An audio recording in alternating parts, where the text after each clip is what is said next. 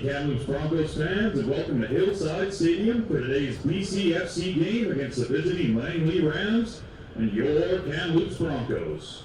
The Kamloops Broncos acknowledge that we are located on Kamloops to Secwepemc territory, situated within the unceded ancestral lands of the Secwepemc Nation.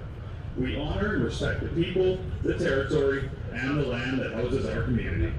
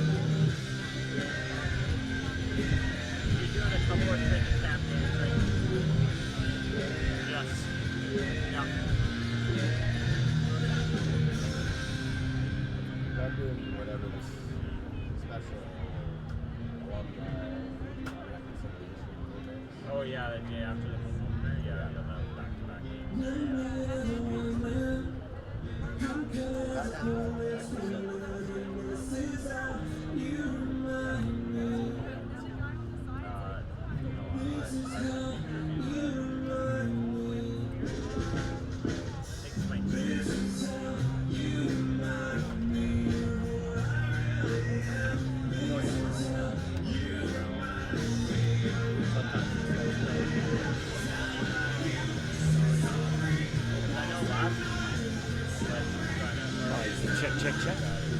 James, you got me there? I can hear you loud and clear there. You sound good. You sound really good.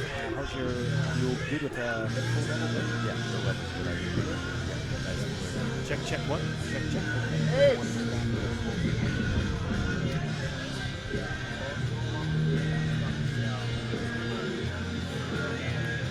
Hey.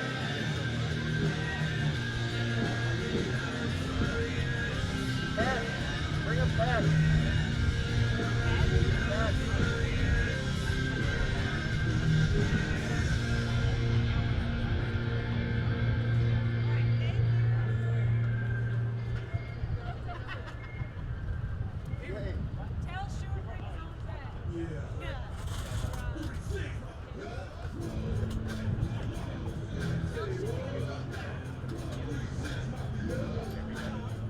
Please welcome to the field the visiting Langley Rams.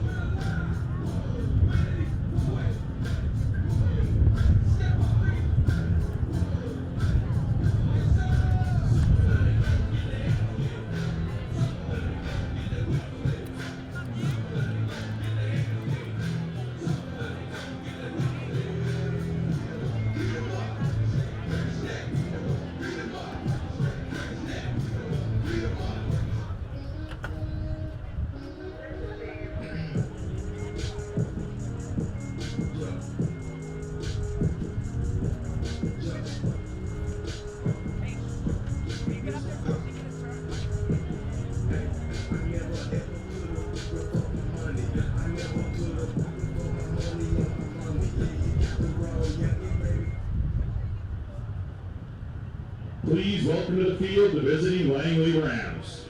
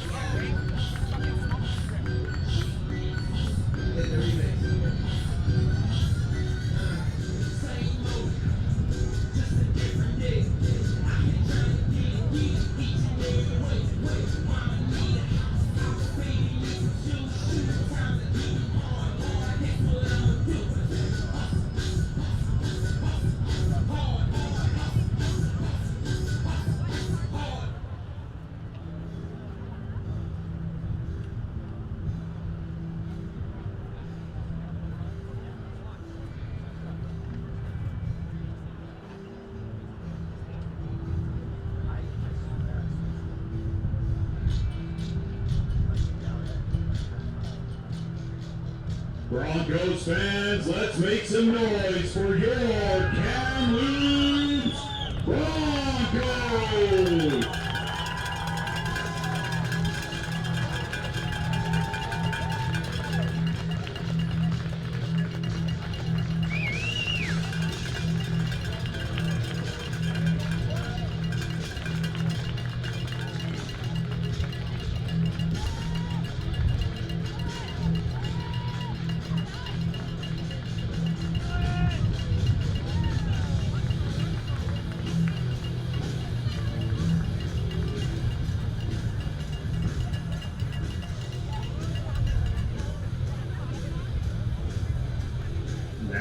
Introducing your starting lineup.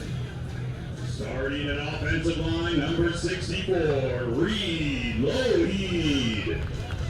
Number 62, offensive lineman, Brandon Woodward. Number 71, offensive lineman, Devin Dirksen. Number 68, offensive lineman, Alex Crawford.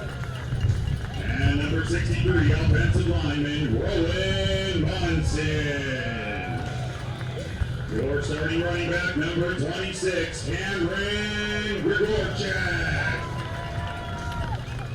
Your starting quarterback, number 15, Braden Barsick.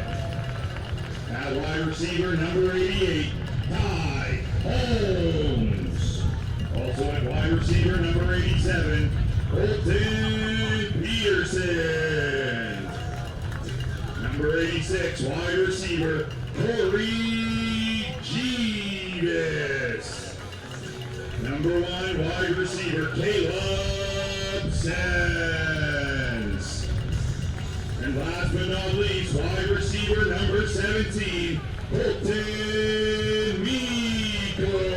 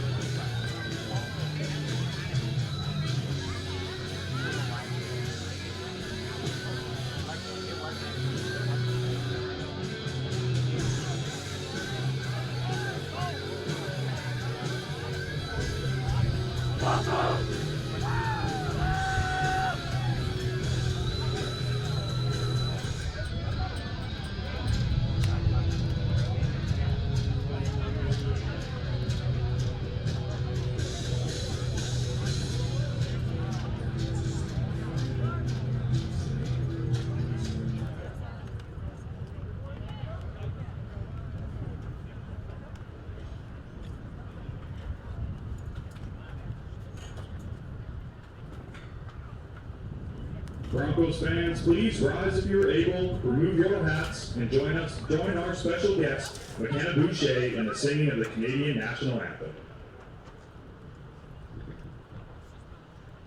Oh, Canada, our home and native land, true patriot love, and all of us command.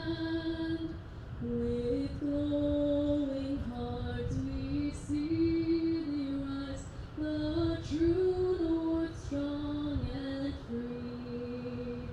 From far and wide, oh Canada, we stand on guard for thee. God keep our land glorious and free. Oh Canada, we stand on guard for thee. Oh Canada, we stand on guard. Yeah, baby!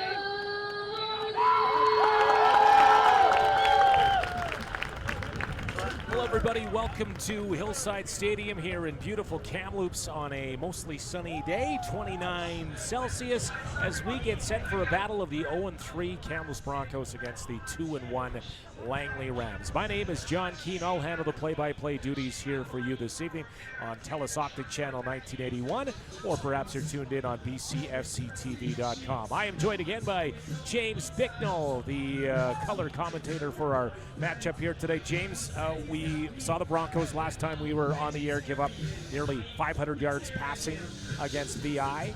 This will be a bit of a different test here as the Langley Rams come in.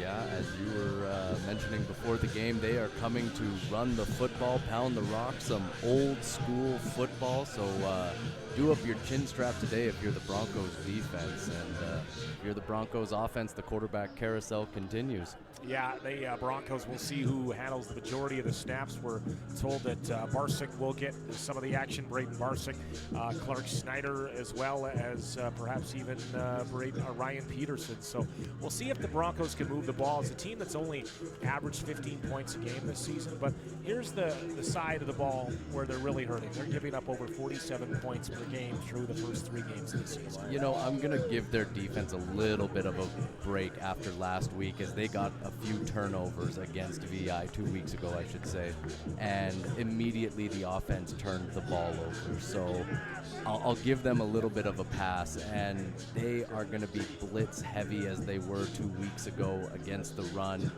You may see a few big run plays come from the Rams. Offensively, I'd really like to see the Broncos try to control the ball.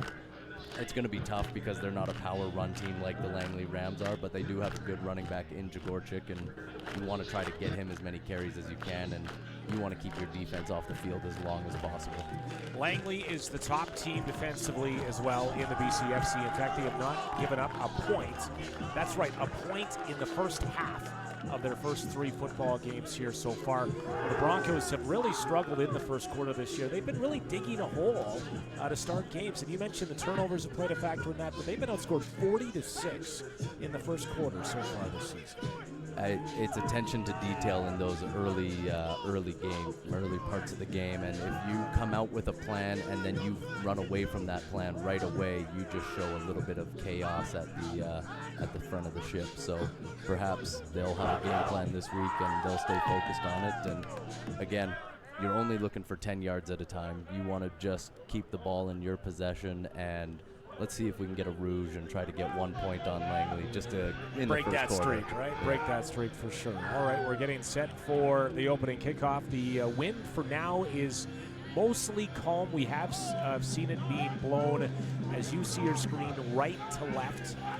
So it's not a factor right now. We look at the flags behind the scoreboard here, and there is nothing into the flags. So perhaps we've seen some gusty games. The last game here was pretty gusty. It should be a factor. Looks like the Broncos will be receiving this opening kickoff, and that means Caleb Sens, the reigning special teams player of the week in the BCFC, he'll get a chance here to return. Also back deep for the Broncos is Colton Peterson. Peterson doesn't look too bad when he gets the ball in his hands, but we've seen teams try to avoid kicking to Caleb Sens, as he's just electric every time he gets the ball.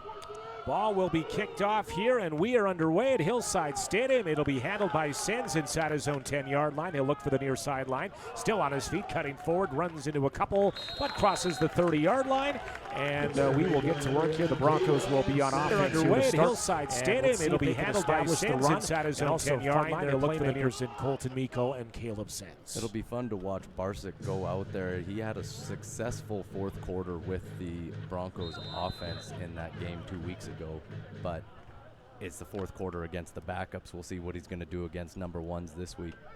So it is Braden Barsic here to start with Jagorczyk in the backfield. They'll start on the near hash, and they will spot the ball at the 33-yard line here to start. Barsic in the shotgun. He will play action, throw it out to Caleb Sens. He'll look for the far sidelines, has some blocks. He'll get to the far sidelines, get pushed out of bounds just in front of the 40-yard line. Looks for a gain of about 7, and not a bad play on first down. It was an interesting play. He kind of started off on the line of scrimmage and was just kind of hiding off the tackle there, and then just quick wide receiver screen. I love the play call for Barsic. Just get him a completion early. Let's start building that confidence for the guy. And, you know, you're going to have your two playmakers, Mikkel and Sens. They're the guys he's going to be targeting probably the majority of the game. Barsic can also take off. Doesn't have the biggest passing numbers this season. We'll get to that in a second. But Barsic now will take the shotgun. Again, he'll screen it out. That ball just picked off the turf and fighting toward the first down marker. It'll be close. And again, similar plays. I think they're trying to take the game away from, you know, the middle of the field where the big bodies of the Langley Rams reside, and take it to the sidelines. You can only do that for so long, but it's a great way to start the game, especially if you're going to get a first down. It looks like they're just short, but great way to just get him a couple of easy completions and keep the offense moving. They're going to go for it early, so they've got a lot of confidence in Barsic to go in out of the shotgun and try to pick up the inches.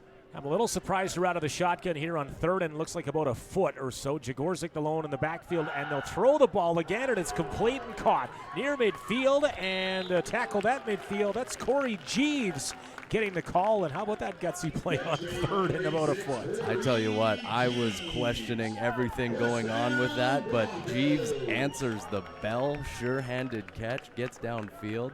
Now that's the kind of offensive play calling you like to see. Just, you have nothing to lose, go out there, third down, keep the field wide open for yourself. No Brock Dufort in the lineup here for the Broncos here on offense, so that could be some extra touches for G's. 1st and 10, midfield. There's Jagorczyk through the middle of the field. He'll fight forward for a few, but not a bad gain on first down. It'll be 2nd and about 7. It is going to be tough sledding for him today. Against these teams that run the ball, their defense just sees it all week. So when you go to run the ball, they're prepared for every kind of run that you've got in your playbook. But the Broncos are coming out with a tight end in the formation. It is a lot of Jeeves playing the tight end, getting on the line at the top there. Interesting to see.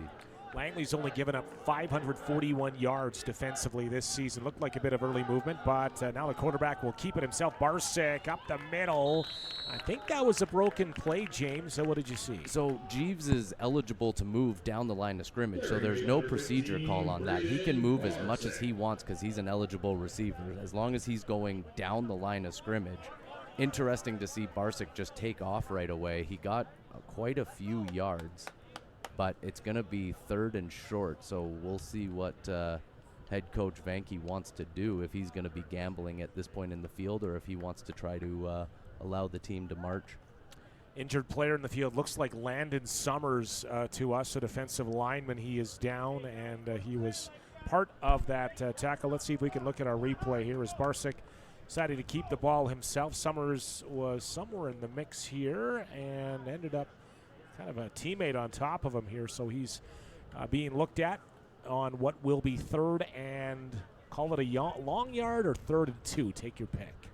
You got to give Barsic credit, though, as far as it was a broken play, stepped up and just took what he could get out of the play. I'd like to see him maybe tuck the ball away a little bit more than just kind of having his one hand on it to start. But good job by the Rams to force another 3rd down attempt. We'll see what the Broncos choose to do here, as looks like he's going to be able to get up and walk under mostly his own power to the sideline. Big D lineman, 44, getting up. Might have been winded, but he is up on his feet, as you can see now, and he'll make his way back. Bit of a limp there on his left foot, the left leg, and he'll slowly make his way across. And now you have a decision. Broncos will keep the offense on the field. I don't think we're going to see a lot of punts today. Langley, I think more of a 3-down type of a football club. They don't punt the ball very much. They like to run the ball. And the Broncos here trying to give them a taste of their own medicine here on what is 3rd and call it 2 in plus territory. They spot the ball just inside the 47-yard line of the Langley Rams. Going to whistle this play in. Remember, Broncos passing on 3rd down earlier in this series. Barsic in the shotgun again. Jagorczyk in the backfield. They need 2 yards. And Barsic will look to dance himself. Now he'll throw. Caleb Sens has it flagged down. He is across and would have a 1st down, but let's take a look at this flag, James. Boy, you might have an illegal man downfield, as it looked like the number 68 got a little bit deep down the field, Alex Crawford, but that would be a... Oh, no. I'm happy to be wrong on that. That would have been a very ticky-tacky call on that one. We were overthinking it. It's just an unnecessary roughness, which we'll see a little bit of in the BCFC. I thought it was going to be blocking downfield, to be honest with you. I saw Jeeves involved, but it's a big catch for the 1st down, tack on 15, and the Broncos here are knocking on the door here in the red zone now on the 27-yard line. Exactly what you want to see is just 1st downs and just keep marching the ball. You don't need to go for the big play if you're the Broncos. Just keep possession and just keep the chains moving. Barsic in the shotgun, first possession of this football game. Barsic looks to pass to his right. Now he'll take off up the middle. We said he'll do a little bit of this, has to get down and does.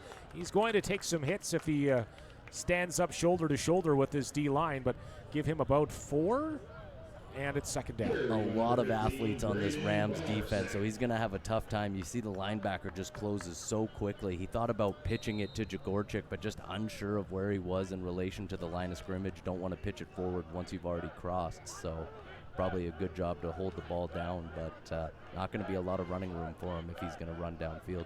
At linebacker was Sean Cullen on the tackle, wears number 0, and it is 2nd down and about 6. Back to pass, Barsic over the middle, and in and out of the hands of the intended receiver, looking for Colton Peterson.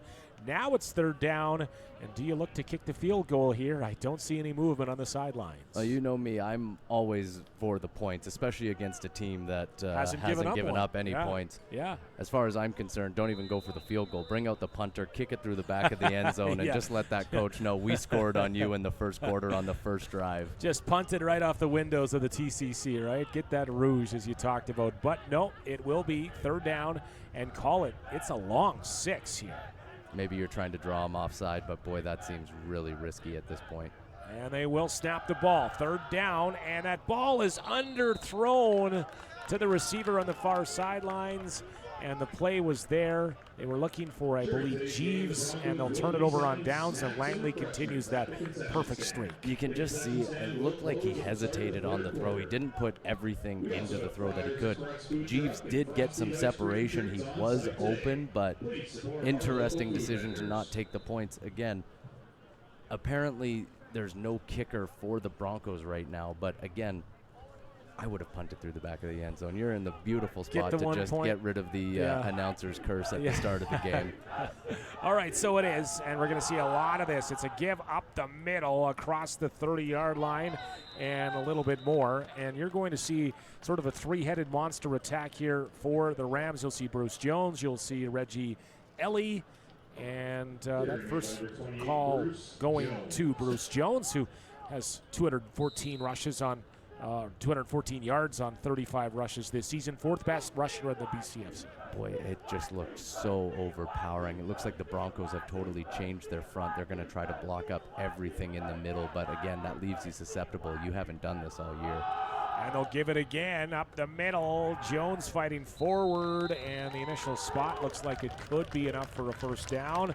It'll be awfully close, though. In fact, I think now they will give him the first down after just crossing the 34-yard line, nose of the football on the 35. The Rams offensive coordinator has to be licking his chops when he sees basically 5 D linemen from the Broncos. 3 of them are in tight. They are begging you to run to the outside on this with that formation. We'll see what they do, but I don't think they're afraid of the pass game. Langley at 2-1. Back to pass now. Hooper flushed. He will throw it downfield over the middle and nearly complete.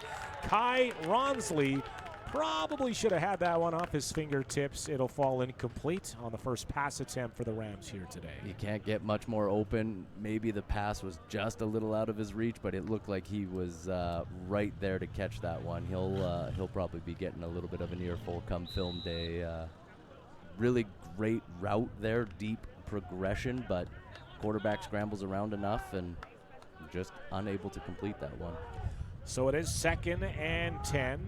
First pass attempt there for Hooper, and of course Ronsley was on it. Back to pass again. Room, time, they'll screen it out, and this could be a big one. See if the blocks get set up. Jones still moving across midfield. Jones still on his feet and will be eventually tackled, but not before a big gain. Aiden Quang in there to make the stop. A power run team that goes to throw the ball, all of a sudden you let your guard down, you get excited, you don't have to tackle that big back, and then all of a sudden they throw it to him and he's got offensive linemen in front. It's just another version of the run. Boy, that was a beautiful play call from the Rams offensive coordinator. So the Rams are in business. Spot the ball at the 44-yard line of the Broncos. Hooper in shotgun. He will keep it himself this time on the option, and he's tackled after getting about half the distance, and you'll see the quarterback here. That's what makes this team effective. Hooper just deciding to keep that one himself. It's a really good decision by him, as you saw the defensive end just crash down on the fake, and that's all he's reading is just the defensive end. If the defensive end sits and holds, he's going to pass that ball off, hand it off to the running back, and crash down. He made the right play and gained 8 yards on first down. 2nd and 2, back to pass. Hooper throws to his right, has a receiver, and it's dropped. And that's a second drop over on that far sidelines. And that was intended for Taylor, or make that Isaiah Edwards. He couldn't bring it in. You got to give full credit to Hooper on that. That pass was in the perfect spot, over the shoulder. Only his guy had a shot at it. And this Broncos defense is just holding itself together right now. 3rd and 3, let's call it. And what do you think, John? Are we going to get a little power run up the middle, or are you going to see another pass, as they seem to be a little pass happy today, the Rams do? I think it's definitely going to be that big back. He's going to take it again. And a fake here by Hooper. He'll roll to his right. He will look to take off. Shakes one. He is wrapped up. And is he short? I think he's short of the first down. What a tackle on the play by Sheldon Aitken, the local product. Comes up big on 3rd down. He played that absolutely perfectly. He forced the quarterback to go back inside. He wrapped up on the tackle, and it's very few guys in this league that you can arm tackle. Quarterbacks are typically the guy you can do it. He forced the quarterback inside. Help wasn't there, and he made the tackle all on his own. Beautifully done by Sheldon Aitken. One-on-one, and you're basically in no man's land there if you're Aitken, but he wrapped them up, and the Kamloops product gets the offense back on the field. Both of these teams turn the ball over on downs on their opening possession. Broncos start at their own 35. Barsick will screen it out, and is that a forward pass or a lateral? I think that'll be a forward pass. Caleb Sens was the intended target. It's incomplete. If you're the Broncos, you do eventually have to work the ball downfield. The sideline to sideline passing game is great, but if you're a defense that just keeps moving everyone up, and the more guys that are up around that line of scrimmage, the less likely plays like that are going to work. So you've got to work the ball downfield. I've yet to see Barsick with what I would consider a strong throw. I'd like to see him step into one and put a little more mustard on it, but we'll see what happens on this play. Meekel's at the top of the screen. He is one-on-one there with Taryn Birdie. Birdie and Meekel will go at head-to-head, and that ball just overthrown. As we were wondering when Colt Meekel would get involved, and he had one-on-one coverage, I guess you got to throw the ball up. Hey, that was a stronger looking throw. It was nice to see him put a little extra mustard on it and just a little bit beyond his reach. But I like that throw. He gave his guy a chance to go and get it, and Meikle unable to win the battle on that one. But, you know, interesting quick 2 and out, and we'll get Jeeves back to punt, a little Aussie rule style. Yeah, well, we've seen this before with the older brother, and we're going to see sort of that rollout punt, we're told, and there it is. And, he's going to keep it himself. No, now he's going to punt it himself. All right, and it's a decent punt. It'll be handled by Dean Murrens. Murrens will cross his own 40-yard line. Don't tackle him out of bounds, and they were able to hold off on the tackle by Andrew Steinwand. But I almost thought that was a fake for a second. That Aussie rules, it's so much fun, and I love watching college football where they do that way more often, especially these smaller schools. There's nothing to lose. They have these Aussie rules punters that go out there. Probably the most famous one in the NFL is Michael Dixon with the Seahawks, and there was a game, I'll pass it off for now, but there was a game where he ran a fake and he was not supposed to, but it did win the Seahawks the game. So from the 47-yard line, Hooper will hand off. It's Ellie, but he is stormed and eventually tackled right there to meet him was Connor Shaw, D lineman, and Shaw makes the tackle with some help. That might be a tackle for a loss here. I got to say, that play is all made by Michael Fields, though, because anytime that you're up against a big running team, you've got to hit him on levels. So you hit him in the backfield, stopped all of his momentum. The next tackler has an easier job because it's a big back that's not going forward. So it will be 2nd and 10. Back to pass goes Hooper. Looks over the middle, now to the left side. One-on-one receiver. It is caught in behind and out of bounds inside the 20-yard line. And that's Terrell Jones, and he was behind 2 defenders. We saw that, last week or 2 weeks ago with receivers getting in behind the defensive backs. Keegan Curtis, the safety, he'll get turnovers, not a big-time tackler, but he just allowed him to get beaten coverage going deep. You can't do that if you're the safety. He's opportunistic, and he will get you some turnovers, but you can't have that on 2nd and 10 against a team that doesn't want to throw the ball that much. Ball in the red zone from the 16-yard line. They will hand off to Ellie up the middle, and he's gang tackled. He'll get a few. And a decent carry on first down. And that's just, you're going to have fresh backs here. Ellie will take the snaps. You'll have Jones in there. You have a lot of players here. That's Bruce Jones. You're going to have a lot of players that can handle the ball. Anytime that you gang tackle as a defense, though, that's so much harder on those big backs. They're used to the one-on-one. That's what you practice mostly. So as a defense, you will need 3 or 4 hats on a guy like that every time. 2nd and about 7. Back to pass Hooper into the corner of the end zone, but he sails that one. He was looking for Terrell Jones, who he completed a big pass to earlier, and now it's 3rd down, and we're going to see a field goal by the looks of things. Well, maybe not. We'll see players coming onto the field, subs coming on, or is this the big package here? I can't imagine it's the big package on 3rd and 7. I'm guessing that they're in pretty comfortable field goal range. They'll let their kicker take a shot at it. Hooper just missed that last pass. Yeah, he had one-on-one coverage. It was there, and just put a little bit too much on it.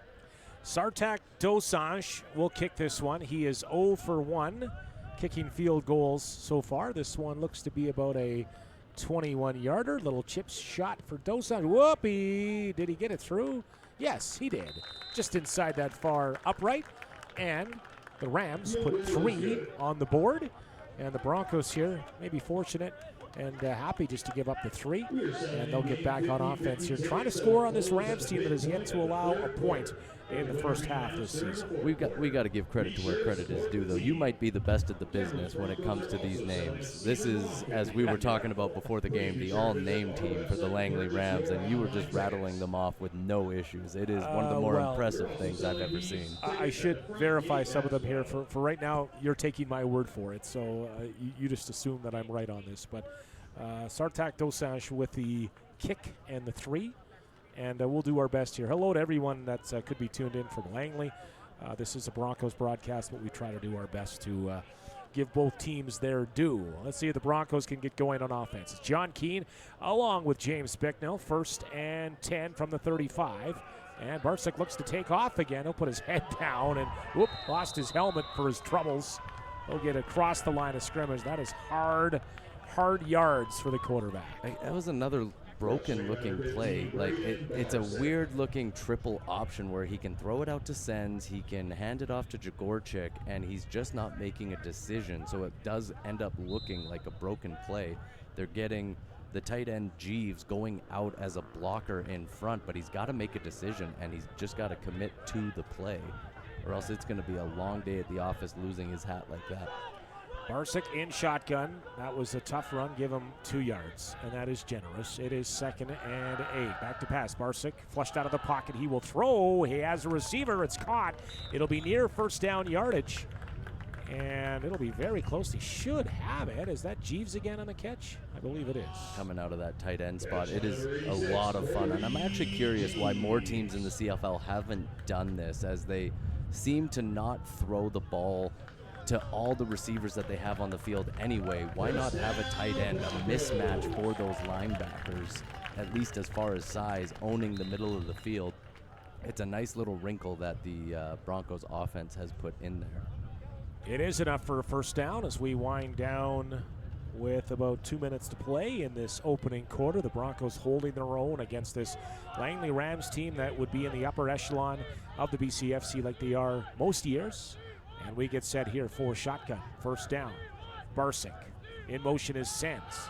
He will take off again, and he'll look to the sidelines, and then he's tackled going out, and he'll be probably back to the line of scrimmage, and that'll be about it. It's that indecision again, as he knows he's got one-on-one coverage with Meikle at the far side of the field, and he wants to throw it, but he's got to either commit to planting his feet, turning, and giving Meikle a chance to make the play, or he's got to run the ball. He can't live in this in-between no man's land and expect anything to happen. He gained maybe a yard on that play, and that doesn't do anything for the team. Give Meikle a chance or commit to the run and try to get 5. Late stages first quarter. It is 2nd and call it still 2nd and 10. Jagorczyk in the backfield. Barsick back to pass. He will air it out down far sideline looking for Caleb Sens. Gets up and grabs it. What a catch by Caleb Sens. Full Sens down to the 23-yard line. Sens has some hops. He gets up and gets that one. He's my favorite player on the team. I mean, Meikle is by far the bigger, stronger, more noticeable receiver. Caleb Sens is my favorite. Just fearless over the middle, outruns everyone, and just goes up. Beautiful hands catch over the guy. We have to get that to Randy Moss, I think, don't we? I mean, absolutely. Yes. Little preseason, you got Moss. You got Moss. You got Sens. Then here we go. From the 24-yard line, it is a big first down of the Broncos in business. Barsick shotgun. Lone back is Jagorczyk. He'll help and stay in the block. Over the middle, whoop, and nearly caught. Looked like Barsick was hit as he was throwing and throws up a wobbler. It was nearly brought in, though. Peterson almost got that, which was great, but look at this poise. He does a good job. The Rams send a blitz. He stands in the pocket, and he's going to throw, and he had an open receiver. Just needs to be just a little quicker on that decision-making, because when they blitz, guys are going to be open over the middle. He's just got to commit to throwing it just a little bit sooner. But again, he's been the backup most of the year, so the slow decision making is going to be speeding up throughout the game as he gets more comfortable. He looks pretty good so far. Colton Peterson was the, we'll call it, I guess, the intended target. He made the effort to try and bring that one in. 2nd and long. They will screen it out to Caleb Sens. He has to beat his man. He has to beat another, but he will not beat the second defender. And a good wrap-up tackle by Taryn Birdie. Now on the near sideline, it is going to be 3rd down, and if it's true with the Broncos without a kicker here, they will likely just have to go for it. But regardless, before we do that, that'll be the end of the first quarter.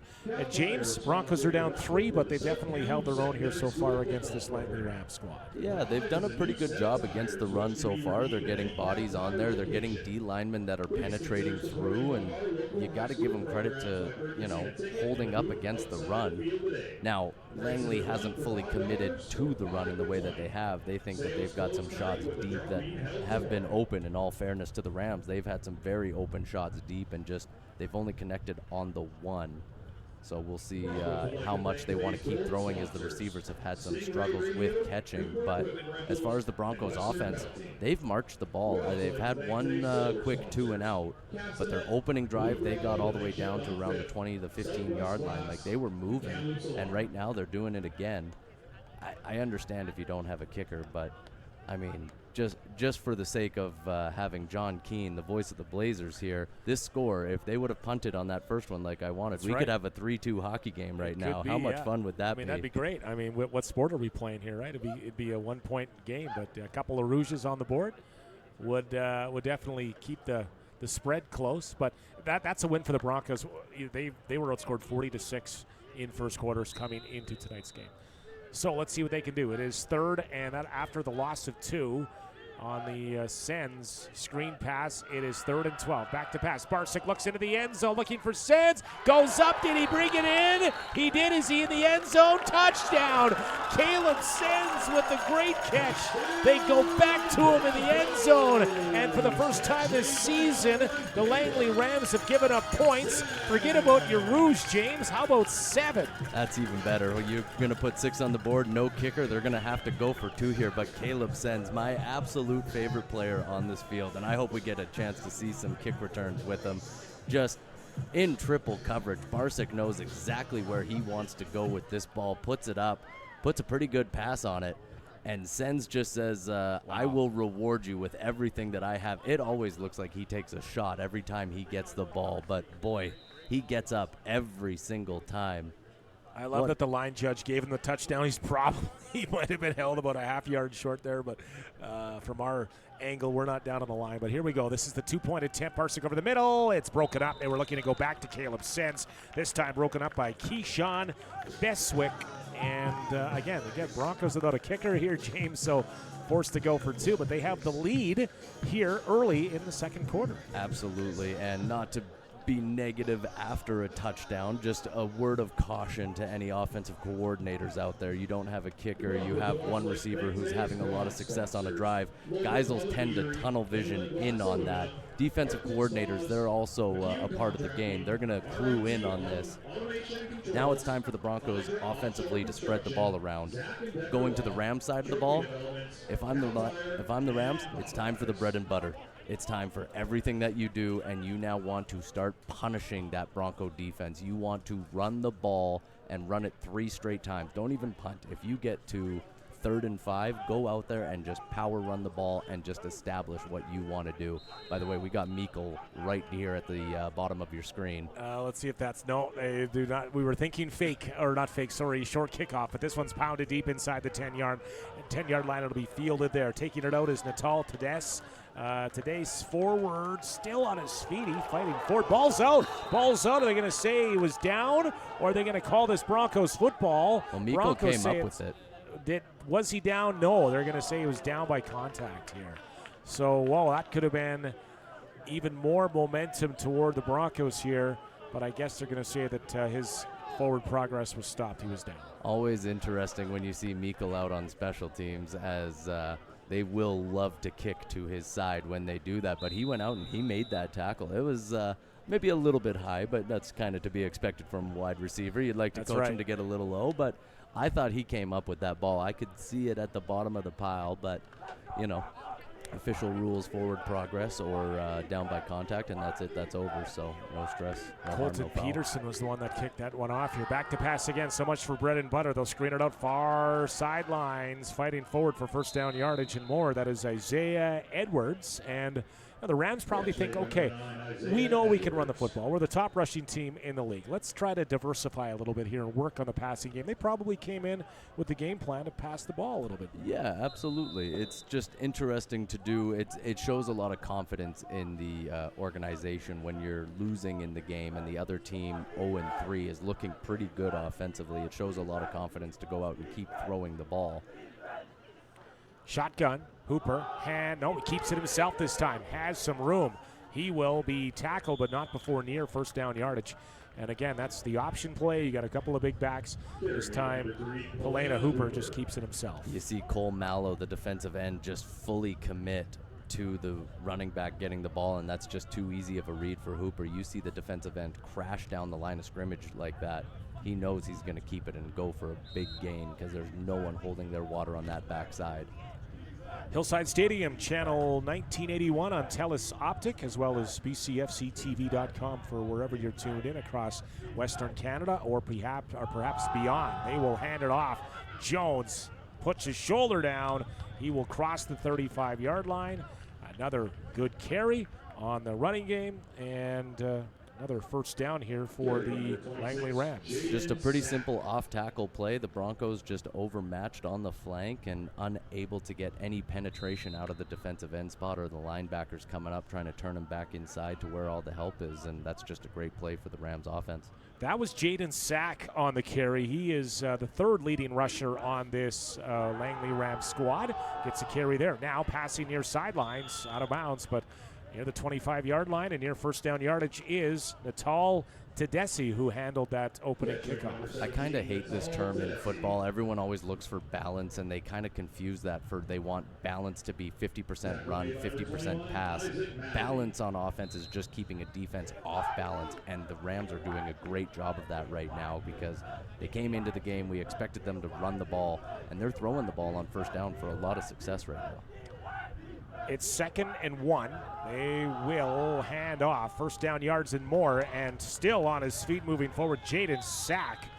And Sack coming into this game is a guy that he's had decent yards, 13 carries on 87 yards coming in, and he will have his carry for a first down. Just a little counter play. They brought the tackle on the pull. He kicked out the defensive end, and he just ran right up the middle. He was definitely holding on to a defender's face mask for quite a while there, which I've always found interesting for offensive Yeah, that's players. only a defensive penalty, it seems, right? All right, here we go. It is 1st and 10 from the 12. Hooper still on his feet. We got a flag down, ball into the end zone. Jump ball. It is broken up. And some of the folks up here seem to indicate it'll be holding call, and that's what we are seeing, a holding call against them. I'm amazed that they called that a holding call, as that looked like a chop block to me, as the running back came in, and he came in low against Michael Fields, which I think is a much dirtier play than any kind of hold. He was being held, but you go in low at a guy's hip, that's a very dirty and dangerous play. But full credit to the defender in the back of the end zone there. It looked like Keegan Curtis was in coverage and was fighting to get the ball. And then the Bronco came off of the other Bronco defender came and jarred that one loose. That was a nice play there.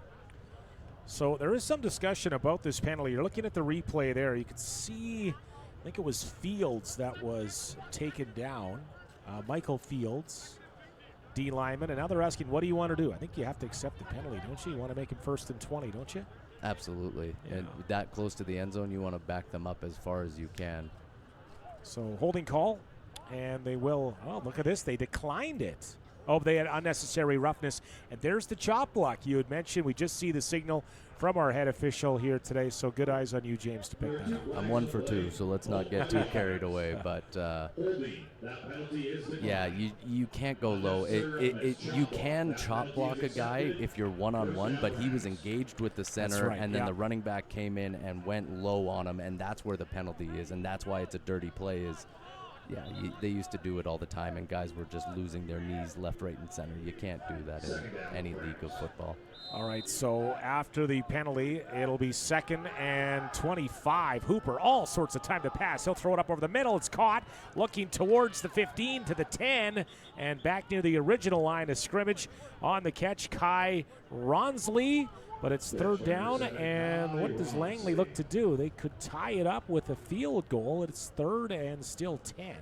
They've had a lot of offensive success. You may as well go out and give it a shot and dare the Broncos to march the ball offensively all the way down the field again. I mean, I don't mind going for it here.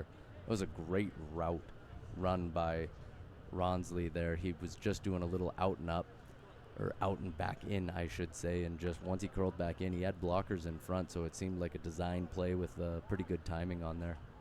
Okay, so it will be a 3rd down gamble. What are we doing here? Trying to get things set up. Yeah, Hooper's still out there leading the offense. He has 3 receivers to his left. On that near hash as we see it here from our broadcast location. Beautiful night, still 29 degrees here in Kamloops. And that's actually a cool night compared to what we've had here at Hillside Stadium. They whistle to play in. It is 3rd and 10 from inside the red zone. Hooper back to pass. A throw it up over the middle. Hit the uprights. And the 13th man bails out the Broncos. And James, we had a similar incident last game. And you have to think of a better play call and decision when you have the upright. You really want to attack the middle of the field, and I totally get it. But, boy, CFL rules, it's just not available to you unless you're lobbing it through the uprights to try to be caught in the back of the end zone that way. But it's an interesting play design whenever you add a defender that the defense doesn't have. So the uprights are there, you're throwing at the middle, and there's just this big, gigantic, inanimate object that's all of a sudden. Huge wingspan. I mean, one of the bigger defenders you'll see. Mount Matumbo out there. That is crazy. So it is a first down here for the Broncos, a turnover on downs. Barsick, option, throws, and Sens was the intended target. Throw was a bit low. Sens tried to bring it in. He gets that pass up there. I don't know if anyone's catching Sens. There was no safety. There was no one else. They sent a blitz. There was no help. If that pass is on that number, Sens might still be running right now. Harvey Mahamud in coverage. And it will be 2nd and 10. So the Broncos have leaned on their passing game. Jagorczyk in the backfield. Broncos would love to get a little bit of relief from the shadows of their own goalposts. And they will fake it to Jagorczyk. They'll throw it out of bounds. I think that's just Barsick throwing that ball away. And now the Broncos forced here to punt. It is that same option play that they keep going back to, and they just don't have the timing of it. They are sending the tight end Jeeves. They're sending the offensive tackle on that side to go block for the wide receiver screen. Now, they had Mikkel going down the sideline all by himself, but the offensive line has to stay at the line of scrimmage. They can't be going downfield. So, quarterback's making a decision.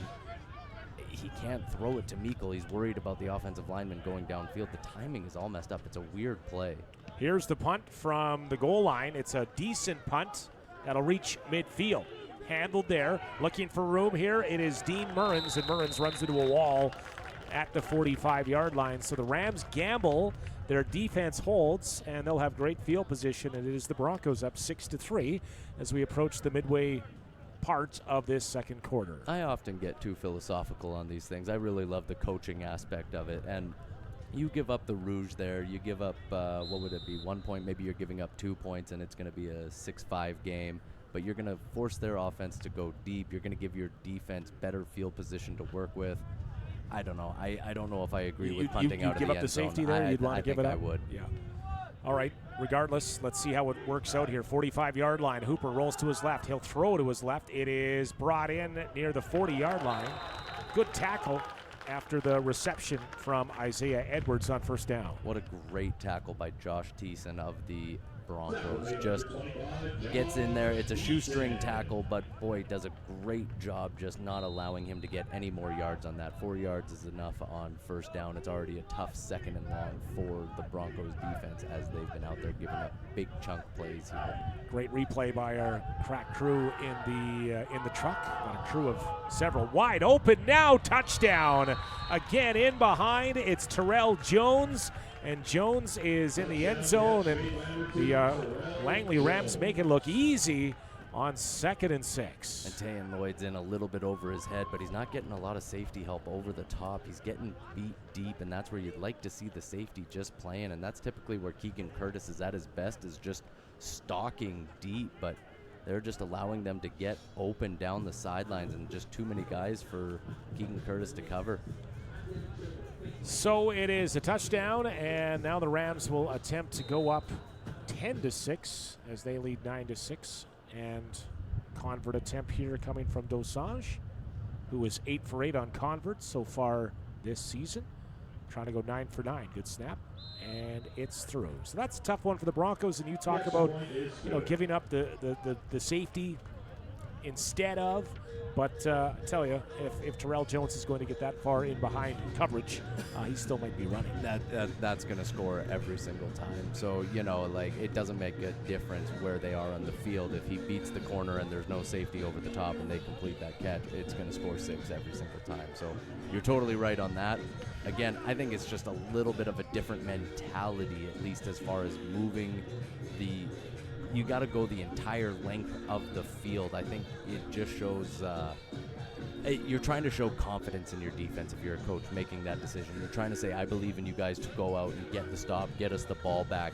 It's just a tall task, and you can only ask your defense to do it so many times. It's better to, in my humble opinion, it is better to have the other team force them go the entire length of the field rather than giving them midfield and putting them right in scoring range. So the kickoff, Caleb Sens ranging toward the near sideline. He'll field it at the 11-yard line, run back into the middle of the field, run into a bunch of white Langley Rams jerseys, and a little bit of extracurricular here going on, but everybody will separate. And that was a great kickoff, not much of a return, and the Broncos will scrimmage from their own 20-yard line. These close games, you'll see a little extracurricular, but as long as the score is tight, like those one-score games, guys will stay pretty disciplined. They don't want to be the ones that get chewed out on the sidelines. If the game becomes a blowout, that's when you got to be a little more concerned about someone taking 15. It was a Saskatchewan-Montreal game last night with all sorts of flags after the play. So that's the pro ranks. Nice little pitch here and a flip here to Caleb Sens. Sens looking for the far sideline, trying to turn the corner. Gets near the 30-yard line before he is wrestled out of bounds, but that's a pretty good first down play, and Caleb Sens, the playmaker, gets about 9. So technically that's going to be a pass because he popped it forward. It's very similar to how Damon Allen passed the all-time passing record. It's an easy very completion. cheesy. Yes. Yeah. But it's a great play for the Broncos. A little misdirection, a little working it to the far side of the field, and just getting it out of the quarterback's hands quickly. Take a few of these decisions away from him, allow him to get comfortable again. Second and short, and the Broncos here on offense, who moved the ball quite well against this Langley team we mentioned, had not given up any points. Quarterback now in the game, that's Clark Snyder over the middle, and Snyder completes the pass. That'll be a first down, and that was, I don't want to say it was a free play, but it was second and about 2 feet. You might as well, try to move the ball offensively here through the air, and that's what they did. It looks like Langley is really allowing their defense and just saying, we're going to go mano a mano, and just if you can beat us, you can beat us. But they're really allowing their DBs to get comfortable out there and just go, hey, this is your guy, lock up, and we'll see what happens. But they're keeping a lot of guys down near the line of scrimmage. They don't want the Broncos to run the ball. Corey Jeeves has been busy. That was his catch. Now they'll get it to Sens. Sens able to get a block. Now puts his foot in the ground and able to cut toward the sideline. But good block as in pursuit was Sean Cullen. But I think it was Jeeves that provided the block. He's been everywhere on offense here so far for Kamloops. Jeeves is probably the player of the half so far for the Broncos. He is everywhere, exactly like you're saying. He is blocking. He's been a focal point of this offense, even though he's not getting all the touches. He's on the line of scrimmage. He's doing this motion down the line of scrimmage. He's blocking. It's fun to watch. It's a different wrinkle for this team. Give Sens about 6. It's 2nd and 4. Back to pass. Snyder over the middle. Ooh, good catch, but a big hit delivered. And if you're going to live over the middle, you're going to meet Dean Murrins. But it is a first down. Let's see the number on that catch. Hey, Colton Peterson does a great job on this catch to secure it. Huge hit for the Rams player. Totally clean, totally legal. He kept it low.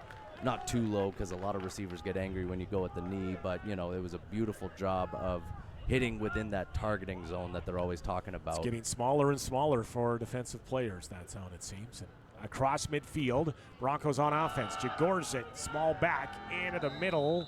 Nowhere to hide on this attempt. He will get back to the line of scrimmage, and it will be 2nd and long. It's interesting. I'm actually kind of surprised that Banky went to run the ball on that play. He's not necessarily the offensive coordinator, but the Rams are daring you to run the ball. Or not daring you to run the ball, they're daring you to throw the ball, sorry. They have 7 guys in the box, and they're saying, you're not going to run on us. We're one-on-one everywhere else. It should be a pass-happy team right now, but it should favor the Broncos, right? You get Meikle and you get Caleb Sens in a one-on-one scenario sometimes. And let's see what happens here on second. Probably a half-yard loss on that play. 2nd and a long 10. Throw, caught. It's Jagorzit out of the backfield. Spins forward. At least will get about half the distance to a first down. And this at least gives a decision for the Broncos here on 3rd down. And that's how you want to keep Jagorzit engaged in this game. If you're not going to run the ball, it's totally acceptable to check it down to him. Looks like they're going to punt, so they're going to elect to flip the field position here. Well, if there's ever a time for a fake, this would be probably it, plus territory, 49-yard line. But we look for some candidates on the fake punt. We don't see Colton Meikle on the field, and sometimes that's a bit of a tip-off. So we will see a punt. Snaps a high one, and Jeeves, again, will roll to his right and then let it go. He'll punt it. It'll bounce, actually handled on the fly at the 15-yard line. Good play, fighting forward across the 30-yard line. And I think that was Burns again. And we'll see this Langley offense with just over 5.5 to play in this first quarter, or first half. Boy, Jeeves runs like he's going to go for it, and you just see a Yeah. bunch of Rams players go and get down on him. I will be fascinated to see. I know the Broncos did this a lot last year. They would keep a player or two onside behind the punter. It's even easier if he's running forward to keep a guy onside. And right. you don't have to punt it, way downfield to have a guy get it. He just has to punt it just over top and get it to the line to gain. But, again, that's a little philosophical for you. So great play by the Rams to get some yards on return, and good job by the Broncos to make the tackle. Broncos did not have their organization set on defense, so they will call a timeout. Here looked like a player running onto the field late. So Langley is looking at this. Okay, you got 5:38 on the clock, and you have a lot of time here. This is, of course, the CFL Canadian rule where you inside 3 minutes you stop the clock between plays. So we'll see what Langley has dialed up here on offense. Yeah, I mean, they've had a ton of success throwing the ball. It'll be interesting to see if they just want to come out and keep throwing. I'd like to see Keegan Curtis maybe playing a little bit deeper and trying to help his corners out as they've gotten burnt deep a couple of times. But, this is enough time for the Rams to have possession, the Broncos have possession, and the Rams to have possession again. So that's right. There's a lot of clock in this Canadian game here. Of course, BC Lions get Nathan Rourke back in the mix tomorrow, 4 o'clock, as they take on the Winnipeg Blue Bombers. And that was after, a fourth team in the NFL. The fifth team didn't work out for Rourke. He was cut by the Atlanta Falcons. And, of course, the Lions will welcome him back, and he'll be starting tomorrow against the Bombers. That was a tough spot for him with the Falcons, as they just drafted Michael Penix in the first round. They signed Kirk Cousins. I don't think the Atlanta Falcons really know what they're doing as an organization. I understand some people want to say Brett Favre, Aaron Rodgers, and you've got a starter. Michael Penix is 27 years old. Yeah. He's 26 years old as a rookie quarterback. It's more like Brandon Weeden with the Cleveland Browns. And if no one is getting these names, I apologize, as I've... We're going deep into the depth chart here, yeah. yeah. But you do make a point. But I thought, with Minnesota losing J.J. McCarthy to a season-ending knee injury, maybe a situation would arrive. But back in this game, we got a flag behind the play. And far sidelines out of bounds. That is Terrell Jones. But I think this is likely coming back on a holding call. Yeah, absolutely. But great play design. This time the defensive end for the Broncos held his water, so pretty easy read for the quarterback. Just sometimes offensive linemen get a little grabby, and sometimes defensive linemen oversell it a little bit. And, that's the battle in the trenches. I never once held in my entire offensive line career. No, I got called for it, but I never once did it. Of course, yeah, no. I was at most of your games. I remember you did not hold at all. So well done on your behalf. But it will bring up a 10-yard penalty, and they will back them up. Roll the clock here, 1st and 20. Hooper as a back to both sides of him on his right and his left, and he will hand it off, but not much doing. And maybe back to the line of scrimmage at best. Trying to get a number on that carry if we can.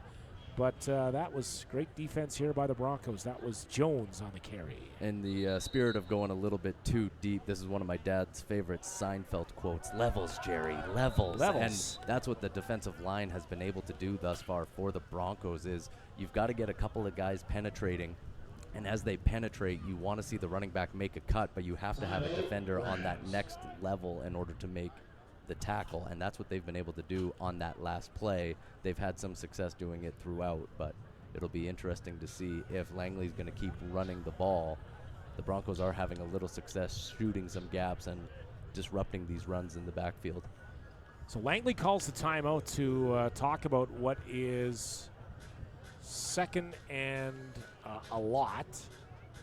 I believe it's about 19, 20 yards still. I don't think they gained it very many on that last play. Well, we have seen some receivers, namely Terrell Jones, get in behind some coverage here. So the Broncos, you give up a 10-yard gain. You'll maybe give up a 15-yard gain, but you don't want anybody getting in behind you here late in this half. Yeah, Keegan Curtis is going to have to be covering a lot deeper on this play. He's not really a man-to-man guy. He basically gets carte blanche out deep, just go be a turnover machine. And this is kind of a down and distance that a guy like that lives for. The corners have had their struggles with the receivers for the Rams, who seem to be very, very speedy. So I'm not surprised to see all the defensive backs playing at least 10, 12 yards off. And exactly like you said, we'll let you complete it short. We're going to force you to try to get it. So second and call it 19. They will run the ball. They'll give it off here to Reggie Ellie. Ellie able to shake one tackle, but the Broncos will take that all day as far as a play call on second and a ton. Can you make any sense of that? Yeah, you trust your defense to go out there and make a play, get as many yards as you can. It almost seems like they basically agreed to just punt and get a few yards to force the Broncos a little further back. It was looked like Michael Fields just got a hold of the running back's hand and just kind of held on for dear life. I mean, philosophically, you got 8 yards on that carry. I mean, it's a successful run technically, but, you know, you've also had a lot of success in the passing game. So the punt will come, and it's a decent punt, chasing back to the 42-yard line. Handled there by Caleb Sens. Sens will look for the near sideline. Angle being cut off, and tackle in there is made. It's Murrens again. He is everywhere. And Murrens makes the tackle. The Broncos will take that all day. I just don't understand the play call. You're taking on a Broncos team, no disrespect. It's leading or last in the league in defense. You've given up 47 points a game. You've already, shown that you can throw the ball deep, but they elect for just basically a surrender run call on second and 20. Yeah, I mean, a lot of this is going to be, if you're a team that likes to run the ball, you want it to be a close game because you know your bread and butter is getting down, grinding out that clock. You don't mind grinding out the clock and trying to give the Broncos less time. All right, back to pass. Snyder, one-on-one Caleb Sens. That one was knocked away. Good play defensively by Keyshawn Beswick. It's second down. Yeah, they're starting to get a little tunnel visioned on Caleb Sens, which is interesting because you have Colton Meikle on this team. I never thought I'd have to say, maybe it's time to target Colton Meikle. I thought that was kind of a given, but he looked open. I mean, you always look open after the play, but he did look wide open down on the corner there. It's one of those things you'd like to see, maybe give Meikle a chance in this one-on-one coverage that he's facing on the outside all the time. Broncos down 4 on their own 50. Snyder back to pass, well protected. Now he's chased out of the pocket and will be tackled near the line of scrimmage. He was eventually wrapped up and brought down by Isaiah Cooper, and that'll be about a half-yard gain, so Cooper doesn't get the sack on the stats, and it'll be third and long. Yeah, smart play there by Snyder to not just throw it and put it into harm's way. He stepped up into the pocket. Great play by the Rams defensive lineman to go and, prevent him from gaining any more yards, and probably a really good call here by Vanke to punt away on this one, as we've had some adventures on special teams. We have, and Jeeves will take a good snap. He will roll to his right. Now he'll punt it away. Boy, that was nearly blocked. It's a line drive, bouncing, chasing. Murrens all the way back inside his own 5-yard line. He will handle it there, and not a lot of room. Nice tackle wrapped up on the play. Special teams, let's give a shout-out to Tayan Lloyd on the play. It is such a timing thing on special teams, especially punt. Like, everyone gets so used to the snap goes back and the punter's trying to punt it as quick as he can. Whereas you get these Aussie rules guys, and they're just free balling it. They are doing whatever they want to do, and he gets that ball on the ground, which is always dangerous. It's an oblong ball. You don't know where it's going to go.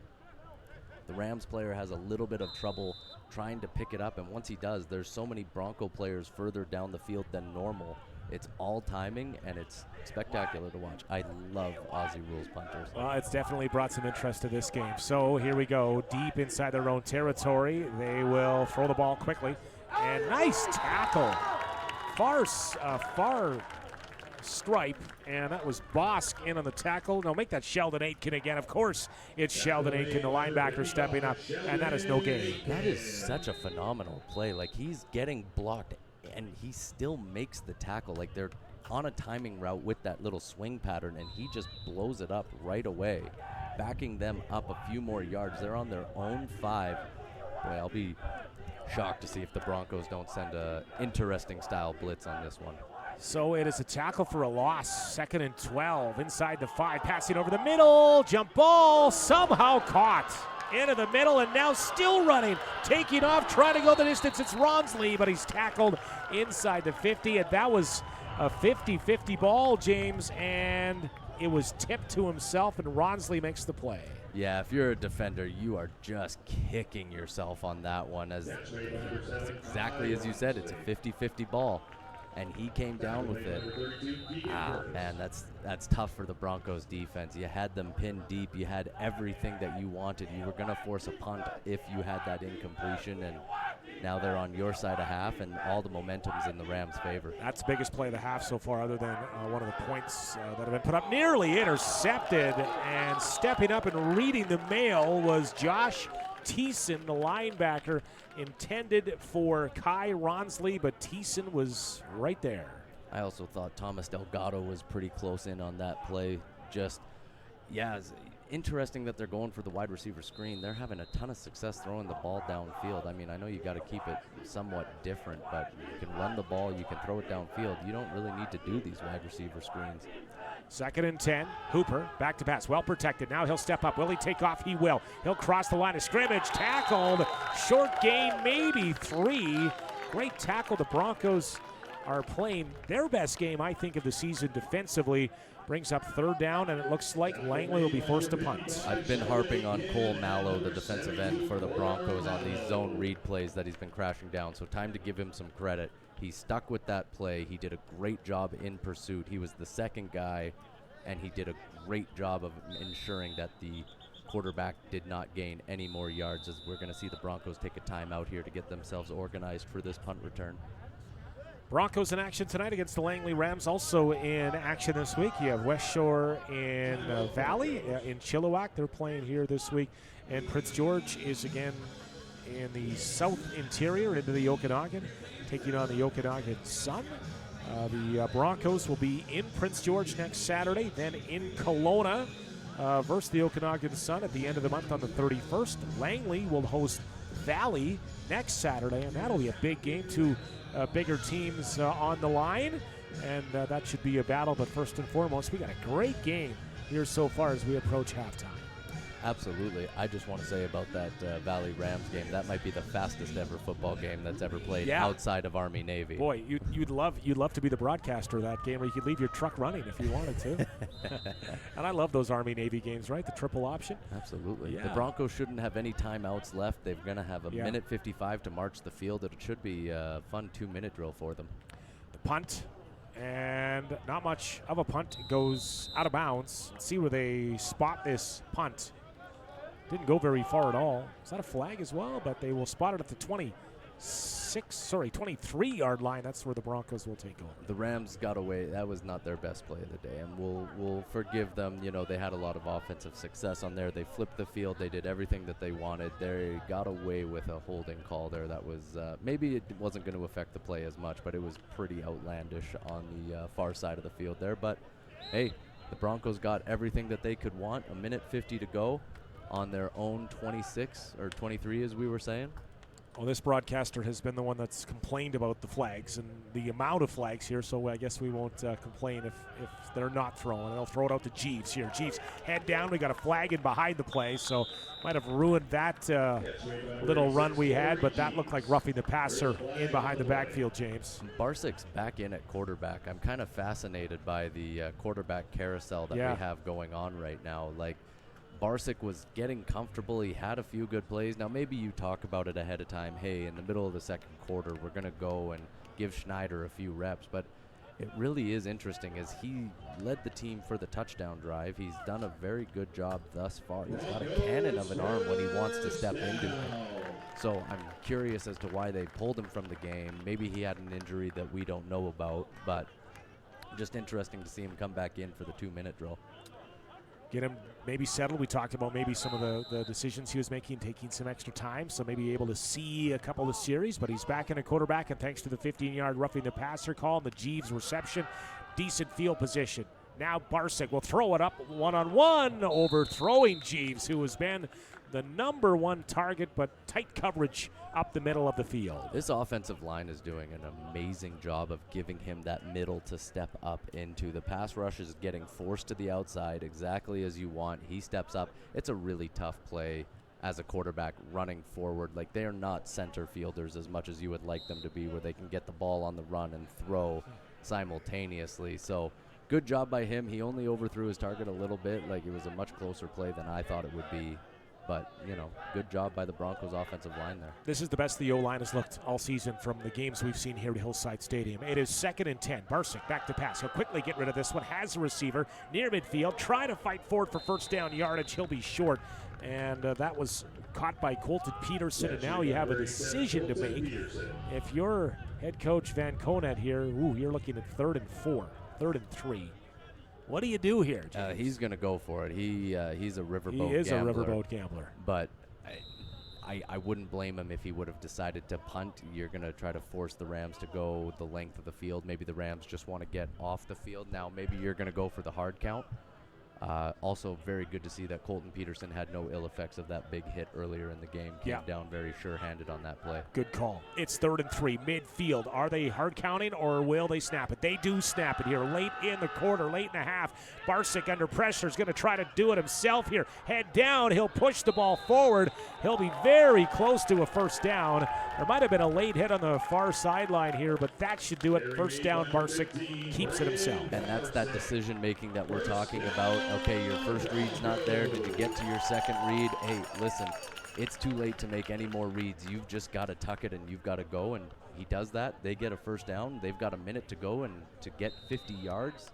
If you're the Broncos, this is everything you could ask for on this drive. And remember, it's 3-down territory, right? Without a kicker, I mean, your only options right now is touchdown with points. And as long as you take enough time off the clock, you don't mind going for it on 3rd down and giving the Rams the ball back. Good point. All right, so from the 50-yard line, shotgun from the far hash. Barsick, quick throw, and just not on the same page with Caleb Sens in front of the Langley bench. So when Caleb Sens in front of the Langley bench there, incompletion, is that bench pretty vocal over there on something like that? I mean, you have to be. You're doing a little chirping, but I mean, his hands, he's been their best receiver all game, so it's tough to chirp against the guy. Every once in a while, I always hated when teams would, just point scoreboard. That's such lazy trash talk, like. Yeah, but the scoreboard never lies, though. That's the one thing. If you're going to talk trash, you got to have something to back it up with, as far as I'm concerned. All right, it's 2nd and 10. Barsick back to pass. He'll throw a big one into double coverage, and that was going nowhere. The Bronco bench wants a flag, but that would be really pushing it. That was, as you motioned to me, an overthrown ball. It'll be 3rd down. Yeah. And now they'll punt. Yeah, it's interesting that they're not targeting Meikle at all on these plays. Like, I almost wonder if he's hurt at the ability that they're just avoiding him. It seems interesting that you wouldn't want to give him one of those 50-50 balls that the Rams had a ton of success on. Yeah. I mean, if you're going to go for a 50-50 ball, you got to go to Meikle. That was double coverage to Jeeves. No offense to Jeeves. This is the best we've ever seen, 3rd-string receiver for the Broncos. But and now he punts, and he'll bounce one near the 15-yard line. Handled around the 15. Trying to swing it wide as Murrins again. Murrins really quick, tries to cut back in the middle. Broncos have that played pretty well. They'll push Murrins out of bounds near the 30-yard line, leading the charge there for the home team, Tayan Lloyd and company. That's a long way to run for not that many yards. Good for him. He's in way better shape than I would ever be. I was thinking it's a long run outside the TCC in the starting lineup announcement to run from the back door there all the way to midfield. That would gas me for the rest of the night, to be honest. Well, John, we need you. I don't know if I could carry this broadcast the way that you do. I'd still be out of breath. You would be called into service big time here, James. Here we go. What do the Rams do? They have 38 seconds to work with on the clock. They are on their own 30-yard line. Let's see what they decide to do. They will be conservative and hand it off, fighting forward, but still on his feet. And that is Jones fighting forward, getting more yards. That's not a bad play. I think you just hope that, if you're Bruce Jones, you get a positive game, but that turns into a first down, and now you maybe almost change your mindset a bit. That's always interesting as the offensive coordinator. If you're going to run and you get tackled, okay, we're good to go into halftime. We just ran and got 10, 15 yards on a first down carry. Like, let's be a little more aggressive with 20 seconds to go and the clock running. Like, take a shot. It's not going to hurt anything. Well, they're allowing the clock to run here on this first down play. Again, they'll hand it off. It is Jones, and again, he has big yards. Still on his feet, down to the 45 with 2 big runs. 9 seconds on the clock. You have time for one more play, and then you can try and kick the field goal, and now the Broncos, Langley will call the timeout. Boy, you give up 2 big runs. Wow. You've put them into scoring position, and now the Rams are going to try to take advantage of it. I mean, I don't know if you go deep pass. I don't know if you want to go Boise State, hook and lateral. I mean, you see a lot of hands on hips out there for the Broncos defense. Like, it's disappointing, I think, too, to give up these 2 runs. And, I think Langley was content to just take the ball into the half and not look for points, but right now would be a 52-yarder. If you're the coach, you got to rally the troops right now. You can't have guys hands on hips. You can't be showing this kind of body language. You've really got to show we are in this. We don't mind that we just gave up 2 big runs. Like, defense is all about attitude. You got to be a little bit of Deion Sanders, where you've never made a bad play in your entire career. You've never given up a touchdown. You've got to have a short memory. And boy, the attitude that just shows hands on knees and hands on hips and head down, it looks defeatist. And if you're on the other side of the ball, you look at it and you just go, all right, we know where we're at. We're pretty excited about this. Let's go feast. So they will run another offensive play here from the 46-yard line. Hooper will take the shotgun flag right away. He's got to get rid of this ball here, though. Down 4 seconds, 3 seconds, throws it up. It is caught. And they hold the clock 1 second. Boy, I thought there was no time on the clock here, and now what's the flag for? Offside Langley. It won't matter, and we won't scrutinize the timekeeper here much more than that. 1 second left. They are going to back up 5 yards. Hey, what do you do now? Stranger things have happened. You go for it again. You absolutely do. Like, unless you think that you're giving up a pick 6 and you're that concerned about it, you're the Rams. You do start with the ball in the second half. The Broncos have to kick off, but Vancanet, you've watched him. You've known him throughout his years. You know that he's just as likely to kick it short than he is to go and kick it deep. So what's it going to hurt to go for a deep pass here? Force the Broncos to play some defense if you're the Rams. Move your defensive backs back. You're like, no one should get in behind you here. But then you get the hook and ladder potentials. And here we go. Let's see what we got cooked up here on what should be the final play of the half, penny to penalty. They'll hand it off here.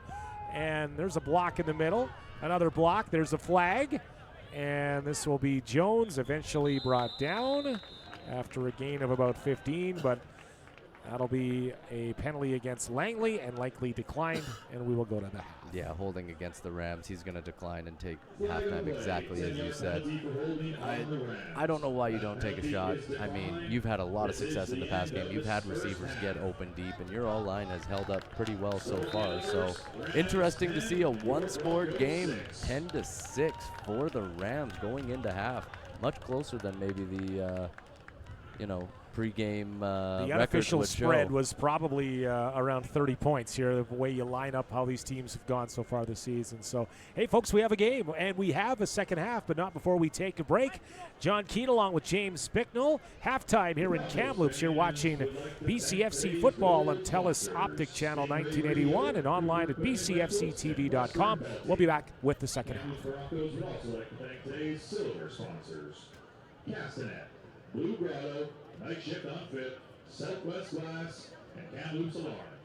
And last but not least, the Kamloops Broncos would like to thank today's bronze sponsors: Local Public Eatery, Inland Glass Aluminum, Arctic Spas, McCune Contracting, RMT Automation and Controls, Hydra Offshore Construction, Zach and Decker Law, Trophy Developments, Cal Tire, and Popeyes. Kamloops Broncos would also like to thank today's friends of the Broncos: Kamloops Active Health, Kamloops Insurance, Azores Acceleration Training and Strength Conditioning. Kamloops Broncos would also like to thank today's game day food sponsors: Save On Foods, Red Tomato Pies, New Leaf, Earl's, Cobb's Bakery, Matt Eatery, Denny's on the North Shore, Ode Mahomes, Panago, Pepsi, Blackwell Dairy, and Pizza 64.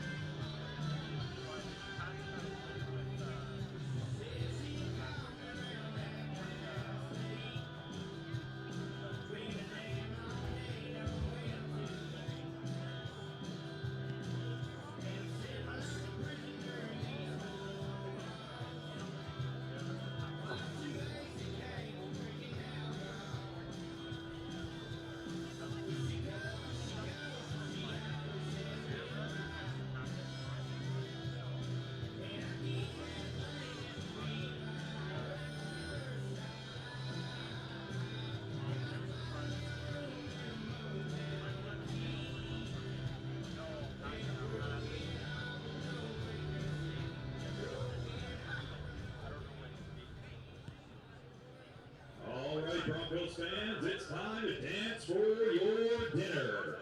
Keep an eye out for Christina and Ryan from Southwest Glass as they have some pretty good prizes to give away courtesy of red tomato pies. Get dancing, fans.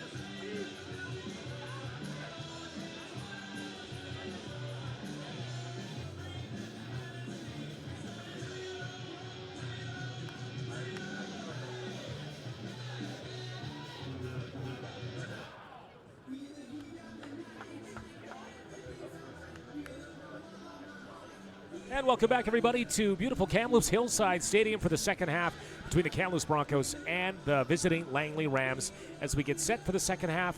A 10-6 ball game, perhaps much closer than some of the pundits would have thought. I'm with James Bicknell, and hey, we have a football game as we get set for the second half kickoff. Absolutely. What more could you ask for? A one-score game going into the second half. You just want to see maybe a little more offensive production. I like defensive struggles. It's a lot more fun. Each team seems to have their struggles with their kickers. The Broncos don't seem to have one. That's the word, yeah. It'll be interesting to see what they do for the opening kickoff of this half as the Rams will go out to receive. I don't think there's any surprises. We see Meikle at the bottom of your screen there. A lot of the time they like to try to kick towards him, let him bat it out of bounds and make it Bronco ball, but we'll see. The Rams are going to line up in a traditional kick return formation. So the kickoff will come, and the Rams will get the ball. The Rams very pass-heavy in that first half. We'll look at some of the stats here when we get a second, but set to kick this one off and get it going is Colton Peterson, who's had a very busy, active day here so far. And as we wait for this one to be whistled in, a beautiful night. It's now dropped to around 28 degrees. Wind is fairly minimal, to say the least. And from the 45-yard line, we get set to go. Peterson will pound it over to the 20-yard line. It is handled there. Looking for some room, looking for a seam, and finding a seam. Good return by Natol Tedesse on the play, and good field position here for Langley to begin the half. I love the burst that he has. He makes his cut, he waits for his hole, he cuts, and then just explodes through the hole. That's exactly what you want out of a kick returner. Doesn't matter who you are, and Caleb Sens has been notoriously good at that this year, is just hitting the hole and going with it. We'll see if the Rams are going to be doing a little bit of that with the running game, hitting a hole and just running with it here in the second half.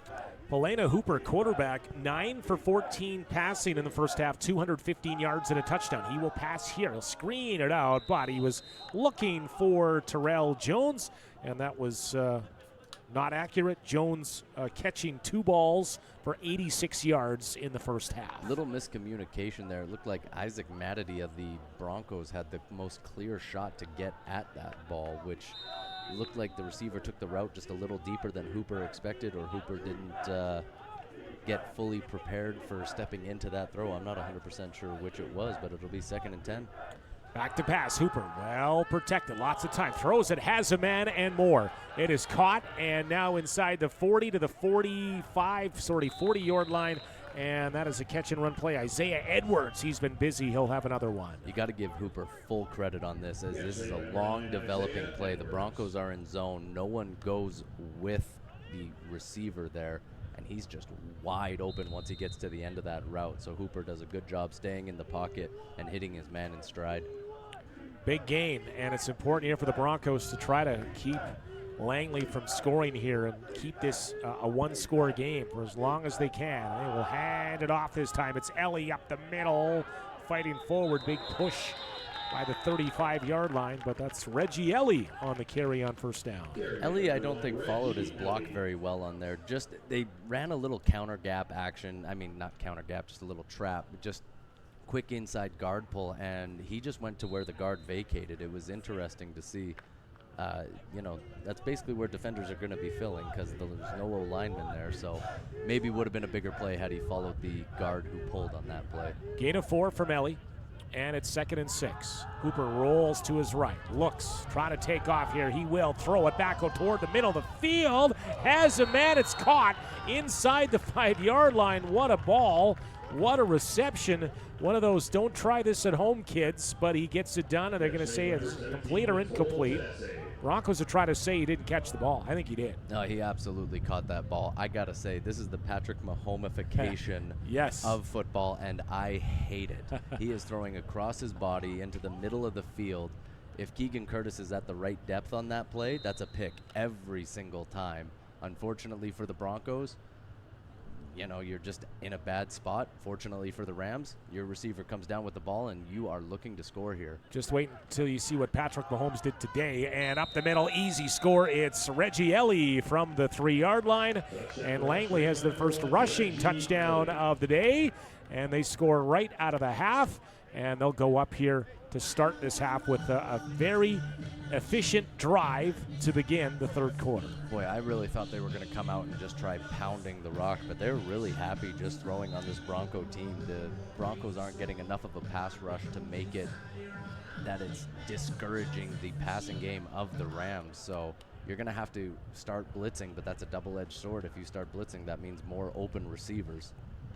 Convert, and Dosanjh puts it through as he puts it towards the Tournament Capital Center, and that's a quick 7 points for Langley in what was a 10-6 game a few moments ago, now 17-6, and the Broncos will be back on offense. One thing we wondered about is, would we continue to see a Broncos quarterbacking carousel, or will they elect to keep it with Braden Barsick in the second half? I imagine you're going to stick with Barsick. I can't say that Schneider did enough to go out and say that he was the better passer of the two, and the offense has done very well under Barsick. I mean, maybe the stats don't really show it, but they actually moved the field a few times in that first half, and if they had a field goal kicker on the roster today, maybe they would have tried for a few extra points there, but interesting to see. I bet you come out and you see a few targets to Meikle right away. 1 target for 3 yards, that's not enough for... He is the best receiver on the team. As much as Caleb Fulsens is my guy, you got to feed Meikle the ball a little bit more. So here comes the kickoff from Dosanjh, and it's a little squib kick here. I'm not sure if that was by design or not, but now it's a live ball. Broncos got to get onto it here, and they do. And that was a little bit of chaos. 26-yard line, and Broncos had to be very careful on that play. Anytime you get that ball on the ground, it's just so much harder, and you see certain guys going for the ball. That's not their job. They need to go block somebody. They need to be focused on blocking, and it just creates more havoc when that's the case. You just want to let a returner be the first guy to go get to that ball, and as a blocker, you got to go just find someone and, you know, hit him in the mouth. I mean, in the most polite way possible, of course. Lights are on here at Hillside Stadium. Coming up over the start of this second half, and the Broncos are back on offense. They'll spot the ball from the 25-yard line. Barsick in shotgun has 3 receivers to his right. They will give it to Caleb Sen. Sen still on his feet, and he will get a few yards. He was busy in that first half. 7 catches for Caleb Sens for 89 yards in the first half. They ran that same play in the first half for a little bit more success. They got about 8 or 9 yards on the time they did it in the first half. I just think they haven't had a lot of success. They haven't really tried a lot in the run game, so they're trying to show a little bit of balance, mix it up a little bit. I don't know if that's the right call as far as you had some success, you're going back to it. You had Stockburger back in the backfield on that. I wonder if everything's all right with Jagorczyk. Well, the Broncos coming off their bye week here. I'm looking for Jagorczyk on the sidelines here. Maybe get an update that in a second, but it's screened out. Far sideline, fighting forward near first down yardage. And maybe a yard short. And Colton Meikle, there he is. Far sidelines getting about 8 yards. You just got to feed him. Honestly, like, get the ball in his hands. You look as he's carrying defenders, and he's more than willing to do that. The more you get him involved in the game, the more excited he'll get. I think you'll see a few more of those. I'd like to see them take a shot to him deep, as he's been open a few times on these routes. Don't see Jagorczyk on the sideline, trying to check to see who the back in the game, if that is Stockburger here. We'll try to get a number in behind Snyder at quarterback here now. Is that Snyder at quarterback? Yeah, no, it's still Barsick, and that run is up the middle, fighting forward, and that's the back. That's Stockburger back there. So wondering about, we saw Jagorczyk catch a pass out of the backfield, take a pretty good hit, ran it a couple of times, but we'll wait and see. Don't see him on the sidelines right now. Good carry from Stockburger there. I want to apologize for my mispronunciation earlier, as I got the R in the wrong spot, but good hard run. He knew he had to get 3 yards, and as soon as he got the handoff, he just went straight, no dancing. Don't do that if you're a backup running back ever. Just run straight downfield and get as many yards as you can. Shotgun spotted here at the 38-yard line. Broncos trying to answer back. Barsic over the middle, and is that intercepted? I think it was, or was it dropped?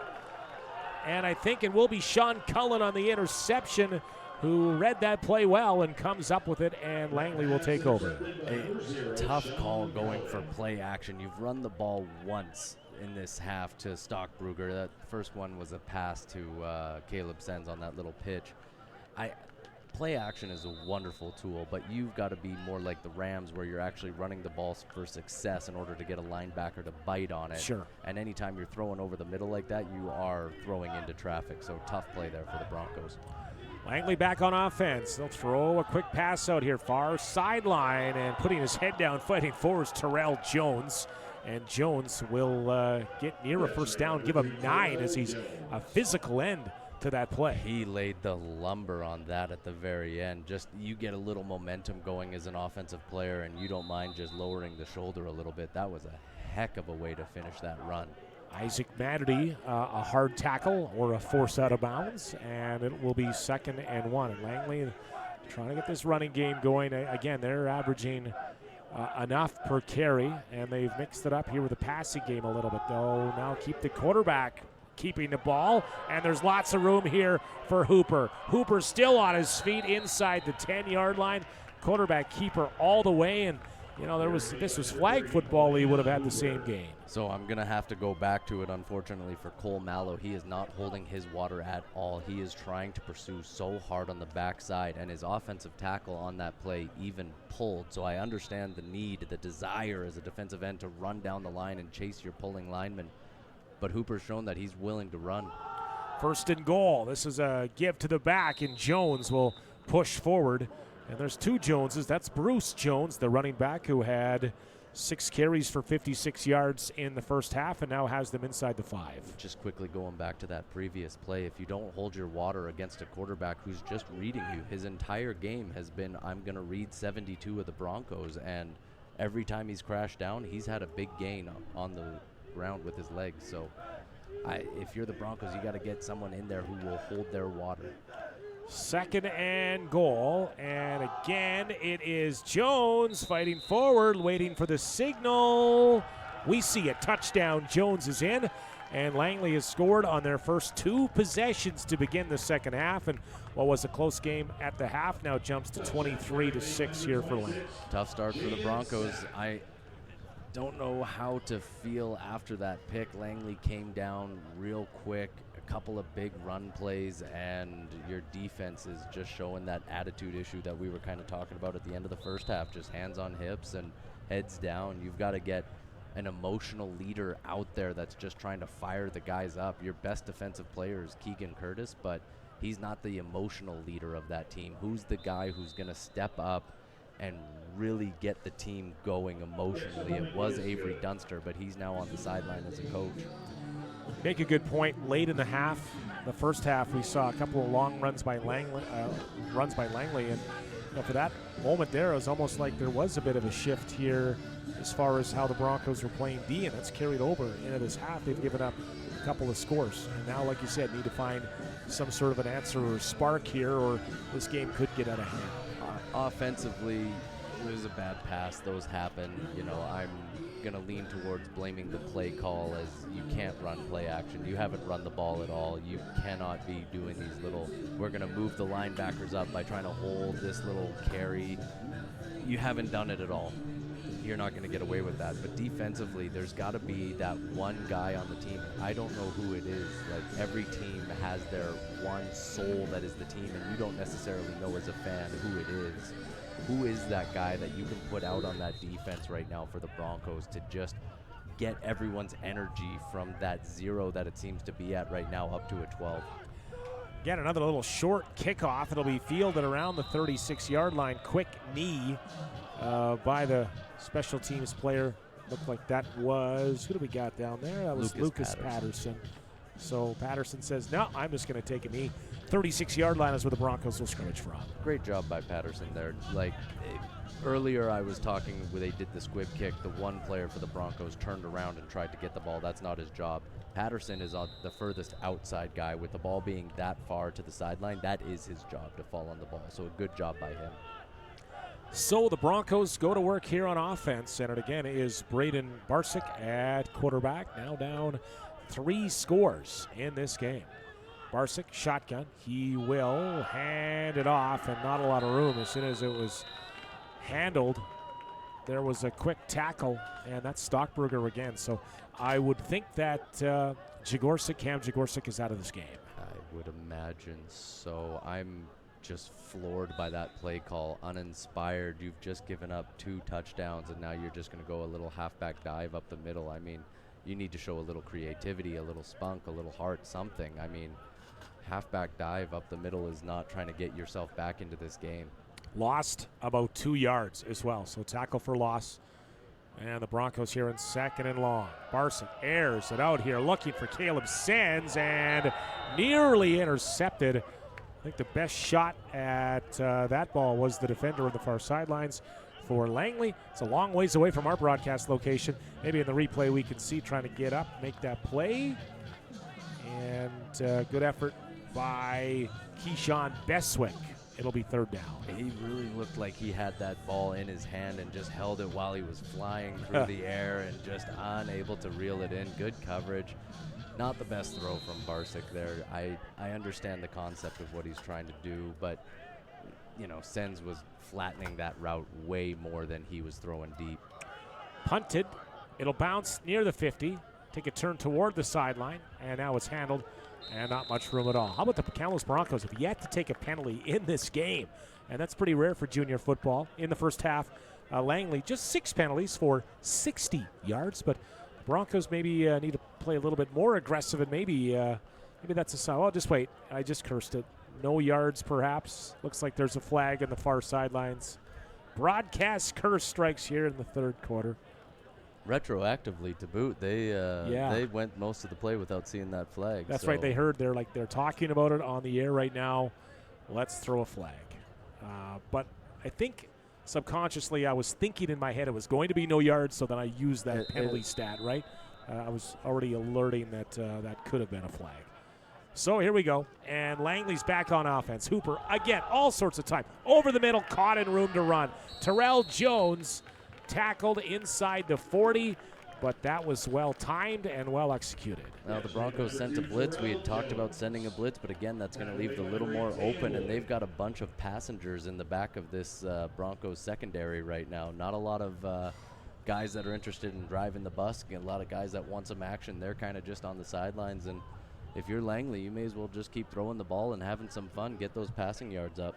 And that's something that we saw in the first half with Hooper, 215 yards passing. He's knocking on the door here now with 300 on this drive. He'll hand it off this time. Again, room to run before the tackle on Bruce Jones. Shorter run, but still good for about 4. Great job. Defensive line still getting that penetration, and just they're looking for some help. They're looking for just a little thump on that linebacker level. They just need someone to just step up and get the defense going a little bit. It looks a little listless, like a ship caught in a beam sea right now. 2nd and about 6 after that run from Jones. Again, 2 in the backfield. Hooper back to pass. Well protected.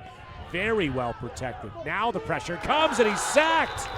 Who saw that coming? Getting to the quarterback is Leighton Krupe, and I don't know if that was 9 Mississippis, but it was a lot, and Krupe finished the play. You only get so many Mississippis, and boy, one-on-one, it's really tough for an offensive lineman just on an island. You only allow yourself 4 or 5 seconds maybe you have to pass block for.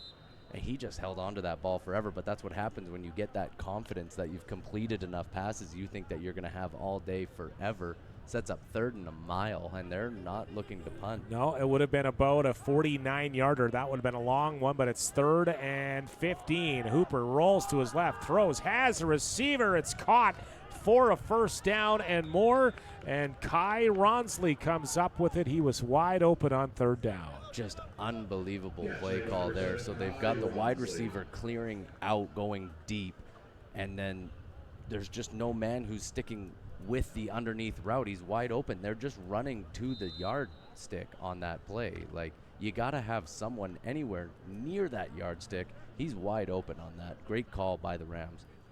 Rams convert on 3rd and 15 with this lead.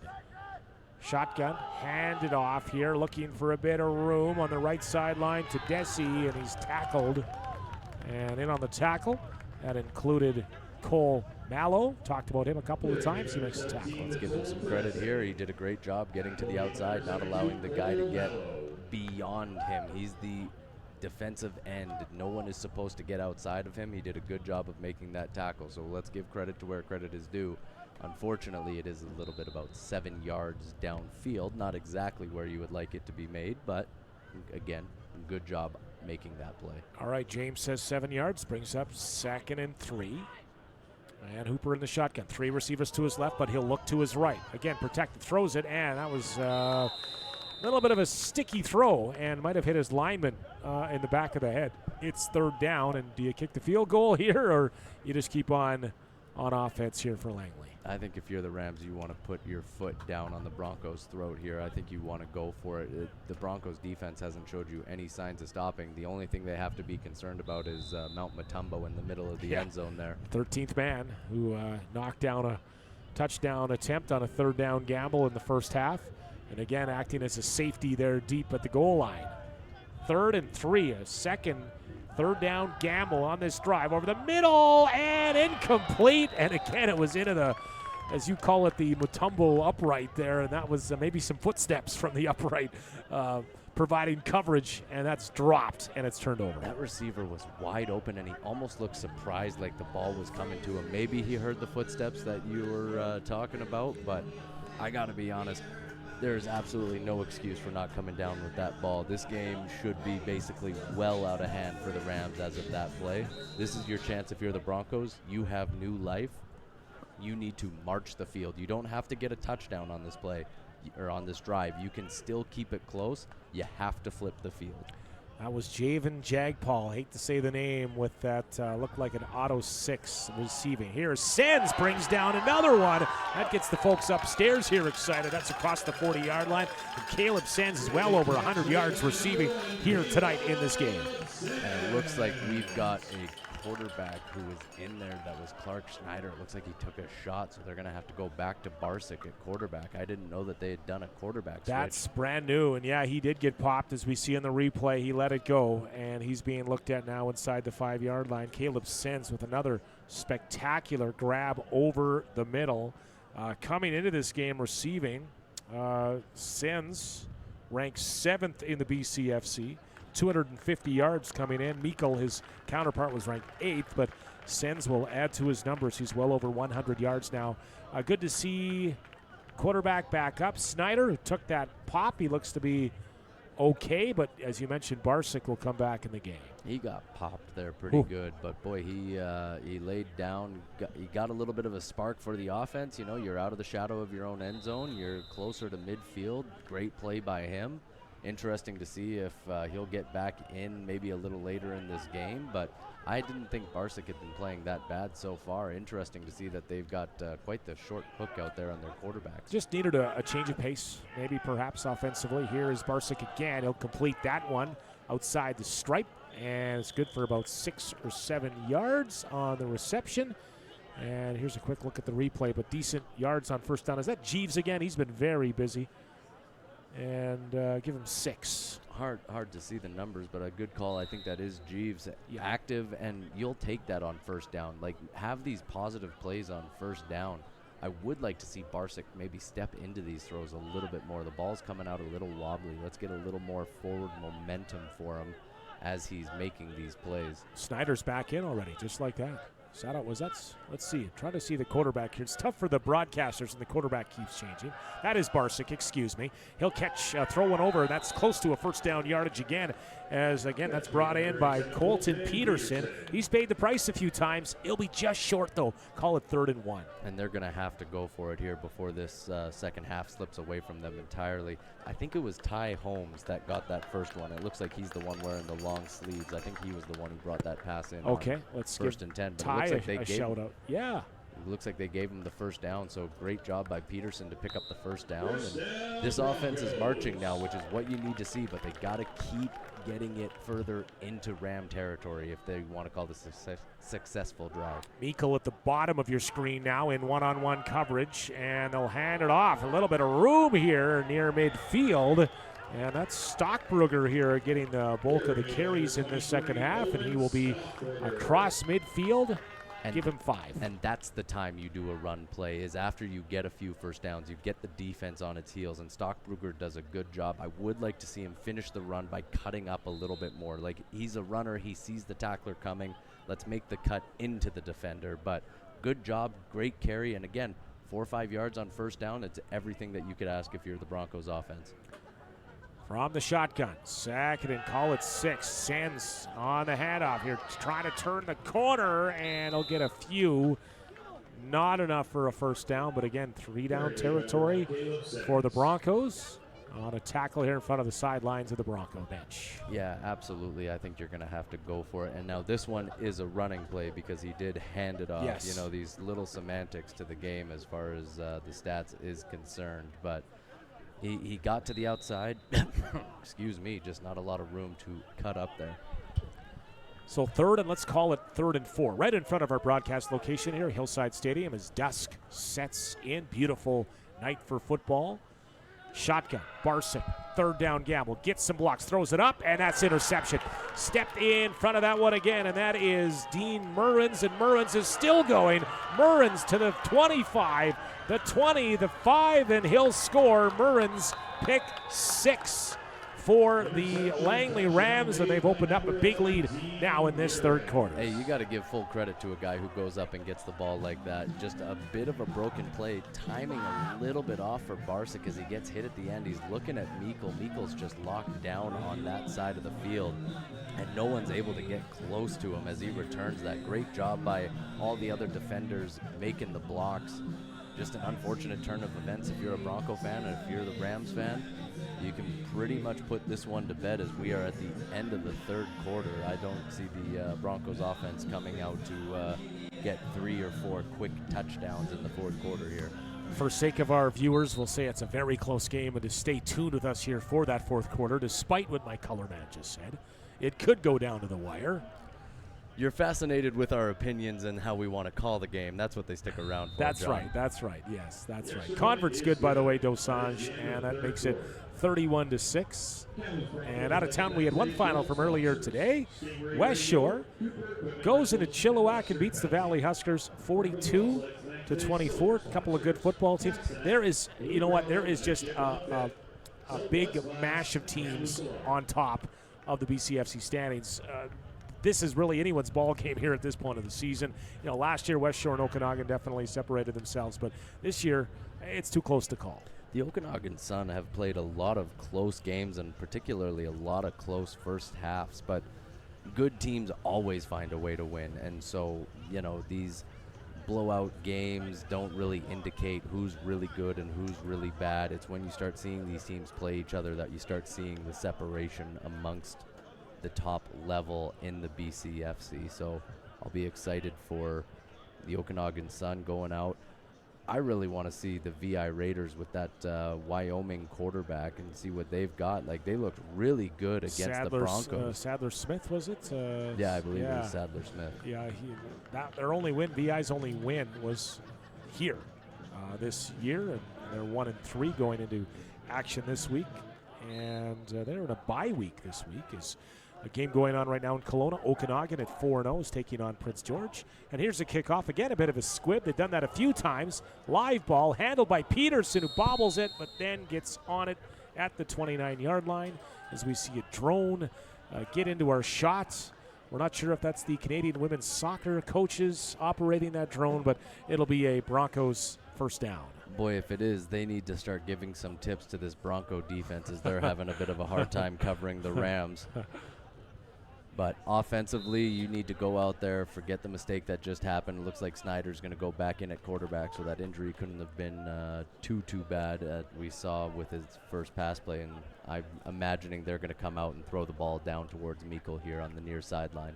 2 in the backfield, though, for Snyder, who you mentioned took the hit but completed a nice ball. Now 1 in the backfield. Snyder will pass. He will throw it to the far sideline, just throwing that away. And when you get popped like he did on his last time, you don't really want to waste time when you don't want your protection to break down. It throws it away. Yeah, absolutely. Jagorchik was out running on that route, so maybe they were just getting Stockbrugger a little bit of time. Just interesting to see. That's good news. It really looked like maybe he had a receiver open a little bit deeper, but yeah, pretty quick trigger finger there for Snyder. It is Jagorchik in the backfield here, so we didn't see him in that third quarter, but he is now back in for this fourth quarter possession. Snyder back to pass. Again, trying to throw back into Sands. Did he bring that down? No, he didn't. He nearly did into double, and I would call it nearly triple coverage. It'll be third down. We got a flag in the backfield. I didn't see what the call was going to be for. Roughing the passer is the indicator from our head official this evening. These officials have done a great job tonight so far. I think they have called an excellent game, and there hasn't been a lot of ticky-tack stuff. I think the officials, sometimes we've been hard on them, but they deserve a shout-out here from the broadcast booth tonight. Yeah, absolutely. They've done a good job, and they've allowed the teams to kind of feel the game out themselves. Like you said, no ticky-tacky calls. I am fascinated with the decision-making on that passing play. He's throwing to the wide side of the field to a guy who's in double coverage when you can look to the short side of the field, and Meikle, he's been up against, I don't have the name in front of me right now, but he's in one-on-one coverage all game. The Rams Taryn Birdie. They're doing it again. They line up again one-on-one. And it is first down after the roughing the passer call. And now they'll try to stretch it out there to Jagorchik in the near flats. Nothing doing. Second down. And you can tell that Meikle's getting a little frustrated because he's winning these one-on-one battles. Not every single one. Like, let's give credit to the pick six. He was locked down on that play. But on that previous play right here, he gets inside leverage. He gets inside position. Everything a quarterback could want. There's no safety help over the top. And he's throwing to a check down because he's just starting to panic a little bit too quick. He'll have him on the near sideline, so a little easier for him to see, but more defenders on this side of the field. We'll see what he chooses to do. Broncos I formation. Over the middle. He has Sens and a jump ball, and it's incomplete. Looked like Sens was open, but he was overthrown, and there again was Taryn Birdie. And that'll bring up third down and a punting situation for Kamloops. Great job by Sens as he sees the ball's overthrown. He turns around in midair, one of those crazy athletic plays that he's capable of, and just helps get the ball out of the defender's hands for Langley. Just interesting quarterback decisions as, you know, you're going to have Sens and Meikle on the same side. That's going to draw all the coverage. Just curious when, you know, they're going to throw to Meikle on one of those one-on-one coverage plays. Jeeves punts it to the 25-yard line. Handled there by Tedeschi, and not a lot of room, but handled it cleanly. That's the first step. And Langley goes back on offense. They are up 31-6. And while we're giving shout-outs here, our off-field officials up here providing the stats. Really appreciate those guys here to our broadcast left in the booth. They get excited sometimes, really excited. But they're getting the job done for us here tonight. The broadcast appreciate their efforts. They're the best. They always come up at halftime. They give you all the stat numbers. And they have so many snacks as well over there. There is a lot of snacks. We need to up our snack game. We just have halls. Yeah, we just have throat stuff. That's no fun at all here. So it is first down here for the Rams. And this is a give to Ellie.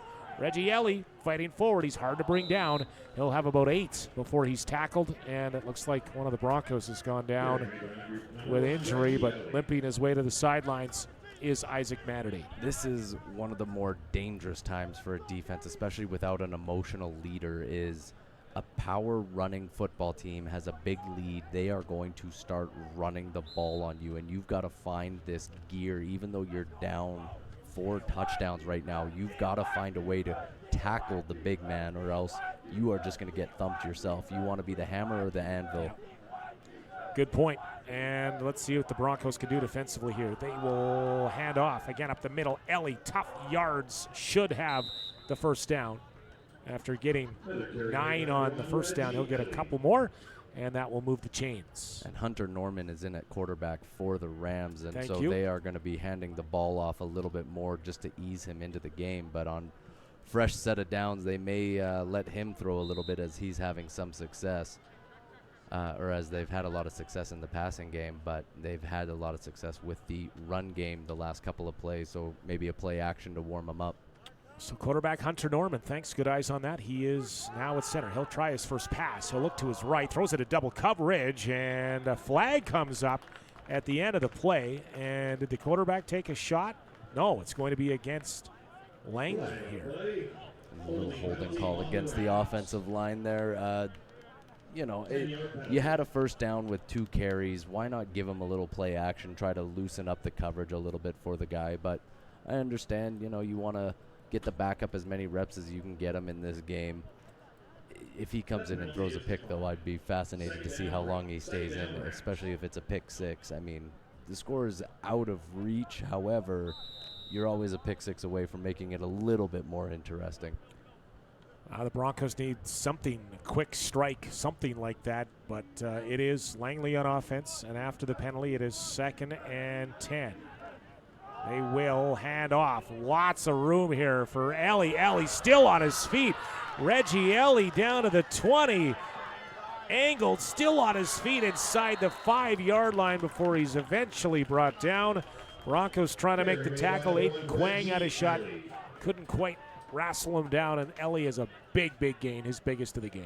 Yeah, there's business decisions being made on that Broncos defense right now, and it's kind of a shame. Again, you need that emotional leader who really gets the defense all sorts of fired up to go out, and it doesn't matter what the score is. You're going out and you're playing with that pride.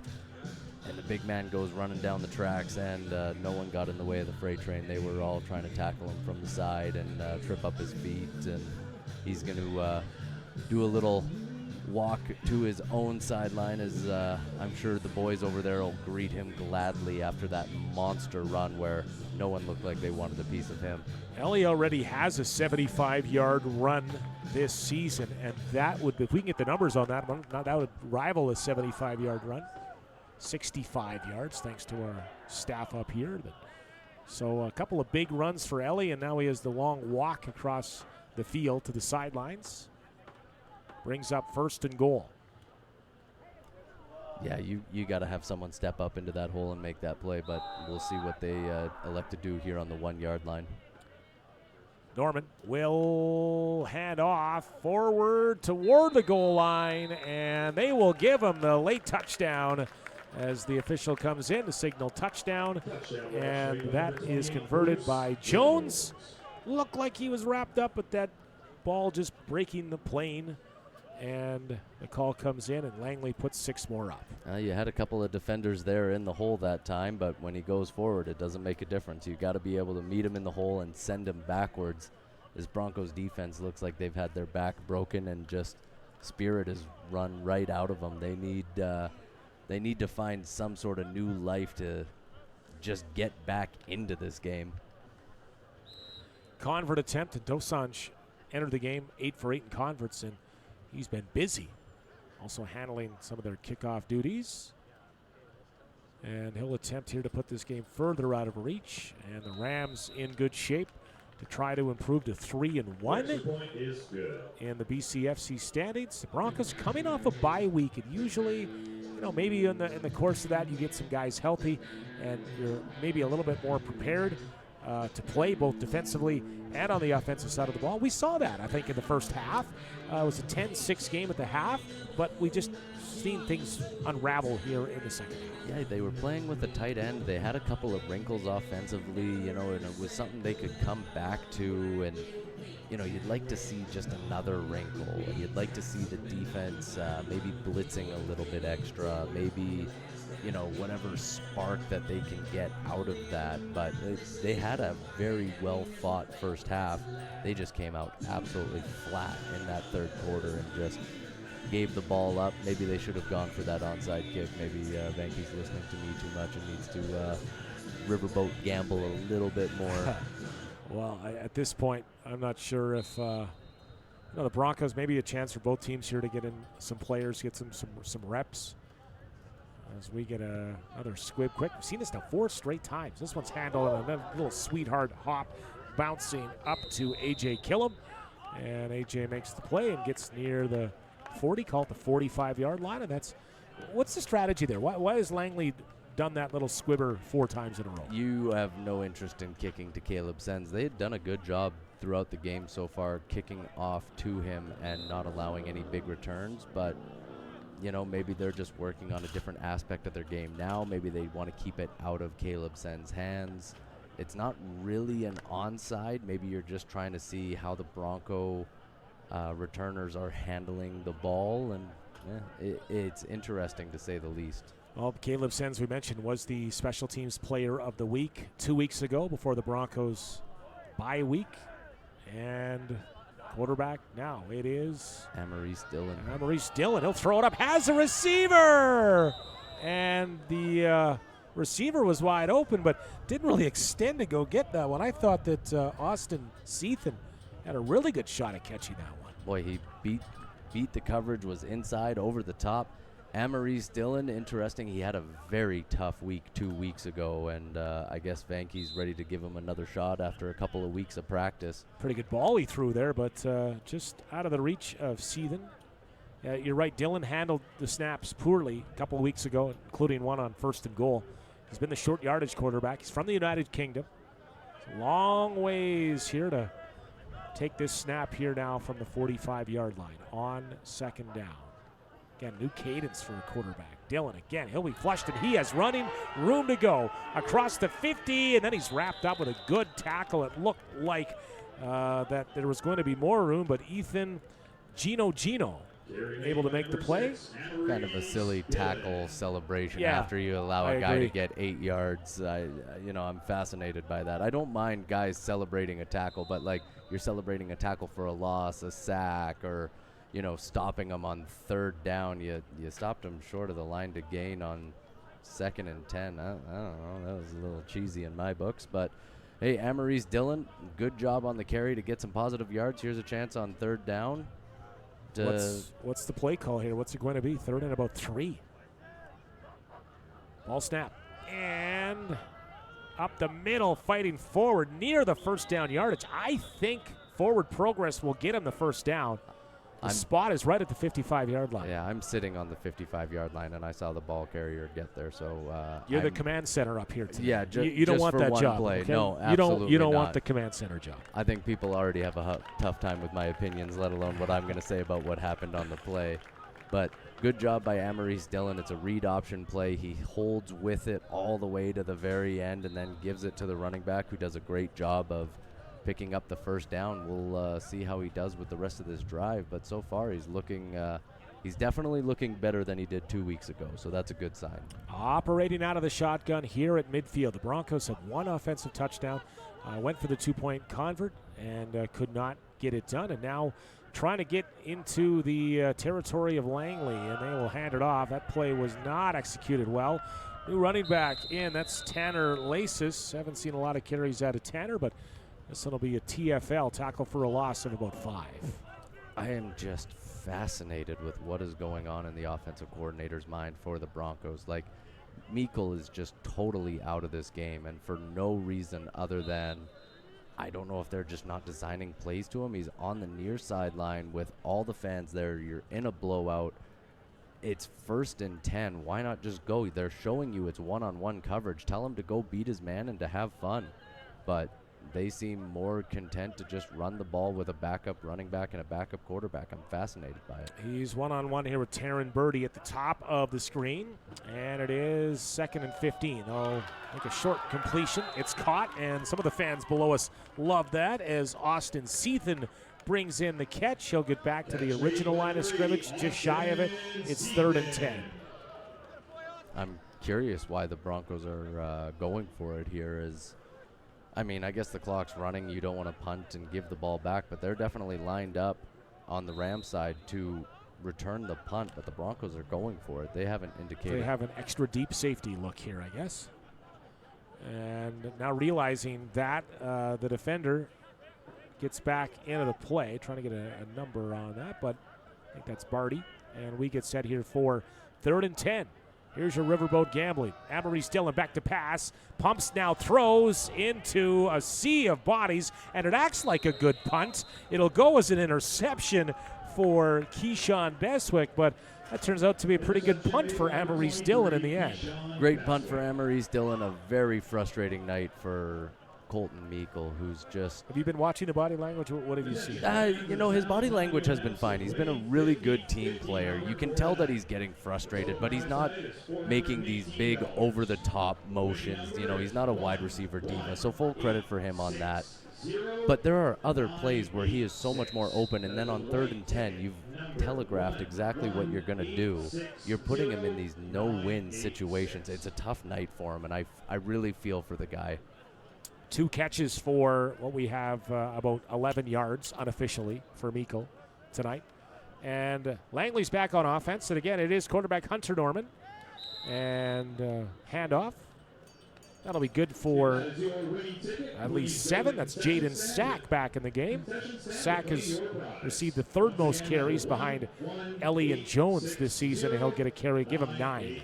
He does a good job of falling forward. The offensive line still getting a massive push, so you know you're going to go to the well. I'll be shocked to see if they don't throw the ball here and try to get Norman a little confidence in the throwing game on 2nd and 1, assuming they'll go for it on 3rd down. 2nd and 1, shotgun, and nope, they'll just hand it off. Sack twisting forward and should have the first down with a gain of about 4. So maybe you know, wind the clock down a little bit here, keep it on the ground, keep the clock moving. Real easy opportunity for play action out of that play as well, so kind of curious. You want to get your backup quarterback, if you're Langley, as many passing reps as possible. Well, exactly what you're saying. Keep the clock running. There's no reason for you to stick around. Get off the field with 4 minutes and 45 seconds to go in the 4th. All right, so Langley first down. Quarterback Hunter Norman hands off. Hard yards again to the middle of the field. Good for about 4. Langley getting set next week. They have to think about a big game they have next week against the Valley Huskers, and content probably to keep this ball moving. That's a tough play. Again, like Cole Mallow's going to watch this play, and he's going to kick himself a little bit. He doesn't even engage with the offensive lineman at all. He actually goes backwards at the snap. That's tough. You need to have him going upfield a little bit. I really want to see him have a good play here because I want to give him some praise. Again, up the middle. This time, nowhere to run. Big tackle by Fields. He says it's my field. He takes a bow. When you're down by 32, that's tough look, but sometimes, but it'll bring up 3rd down and a punting situation. Nice tackle by Fields. Absolutely, and Cole Mallow backed him up. So here's my my compliment. Totally for the kid. redeemed himself. Well, he redeemed himself. Let's leave the totally redemption quote quite there yet, but he's holding his water a little bit more, and I'm guessing that's kind of what the coaching staff has been telling him is you need to hold your water, so that's probably why he's not engaging the offensive lineman right away on the play before. That play, he's in the backfield with Fields ready to make the tackle, so good job there. Broncos are going to get back on offense as the punt will be delivered. Pressure comes, but it is away, and it'll near the 50-yard line, handled there by Caleb Sens. Trying to get around, trying to turn the corner. Made one man miss. Tackled forward around the 50-yard line, and let's see who the Broncos will send out here on offense. Looks like it will be Amory Dillon getting another series here at quarterback. And again, we've talked to head coach Braden Van Coen. Still trying to figure out what he has in that quarterback room, and he's getting some equal opportunity out there tonight. Yeah, a lot of the time you say that if you have 2 quarterbacks, you have none. He brought 6 into camp, and we've seen 3 getting reps tonight, and it's tough, man. Like, Snyder has a veteran presence, but he hasn't done it a lot this year with moving the chains.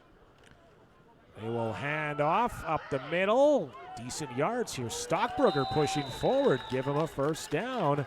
Owen Stockbrugger will move the chains here by the looks of things. But just to jump back on that conversation, Amaurice Dillon, he had a really tough game 2 weeks ago. So it's good to see him come out and have a little more success this game. But Braden Barsick went out. I thought he played pretty decent tonight, especially that first half. You know, it was weird when they put Schneider in the second quarter there for a few plays, but I don't think he performed that badly. Maybe he missed a couple of guys, maybe made a couple interesting decisions, but you know, it'll be interesting to see what they do going forward at the quarterback spot. Dillon in shotgun. He will look to pass on first down. Has a man. It's Caleb Sens. Who else? He will scamper out of bounds. That should be a first down. And a little bit of room and some time for Dillon. He completes the pass. Looking pretty good here. A lot of what that is Meikle setting that up by running deep, and that's clearing out the defenders for Sens, and you see him just give Sens a pat on the back. You know, Meikle's having a frustrating night, but he's not taking it out on the rest of his team. You know, he's good teammate all the way through and through. Great job out of him. I'm really hoping they can get another ball his way here. He lines up at the bottom of your screen here. Looks to be one-on-one coverage again. First down. They will hand it off. Up the middle, a little bit of room, not much, but is a positive gainer. And again, it's Stockbrugger getting some looks here in the backfield. Yeah, Broncos working on that running game. They really didn't attempt a whole lot of carries in this game. They really didn't try to run the ball at all, but they had one-on-one coverage most of the game, so it, you know, they didn't have a lot of success in the pass game, and that kind of led to a deflated running game for them. Second and call it 8. Definitely 3-down territory here for the Broncos late in this one. Inside now with 2 minutes. They'll hand it off again. Stockbrugger. Head down, fighting forward. Still on his feet here somehow. Still not going to be tackled before he goes down. And that's a good attitude and a good effort for Stockbrugger, who fought forward. And it's too bad his forward progress almost had him a yard or two shy of the first down, but to let the play go, and he'll be about 3 yards short. He did a phenomenal job to find the hole, working through it. He was just running just a little high. If he's a little bit lower on that carry, I bet he falls forward where that initial contact is, and they're closer to a first down. But a great job just feeling for the hole with the offensive lineman there. Again, just want to see him running just a little bit lower with just a little more pad level. But again, good carry. We'll see what they do on third down. 3rd and 3. One in the backfield. Now none. Back to pass. Dillon feels the pressure. Thrown for Sens. It was a little high. Got his hands on it. Couldn't haul it down.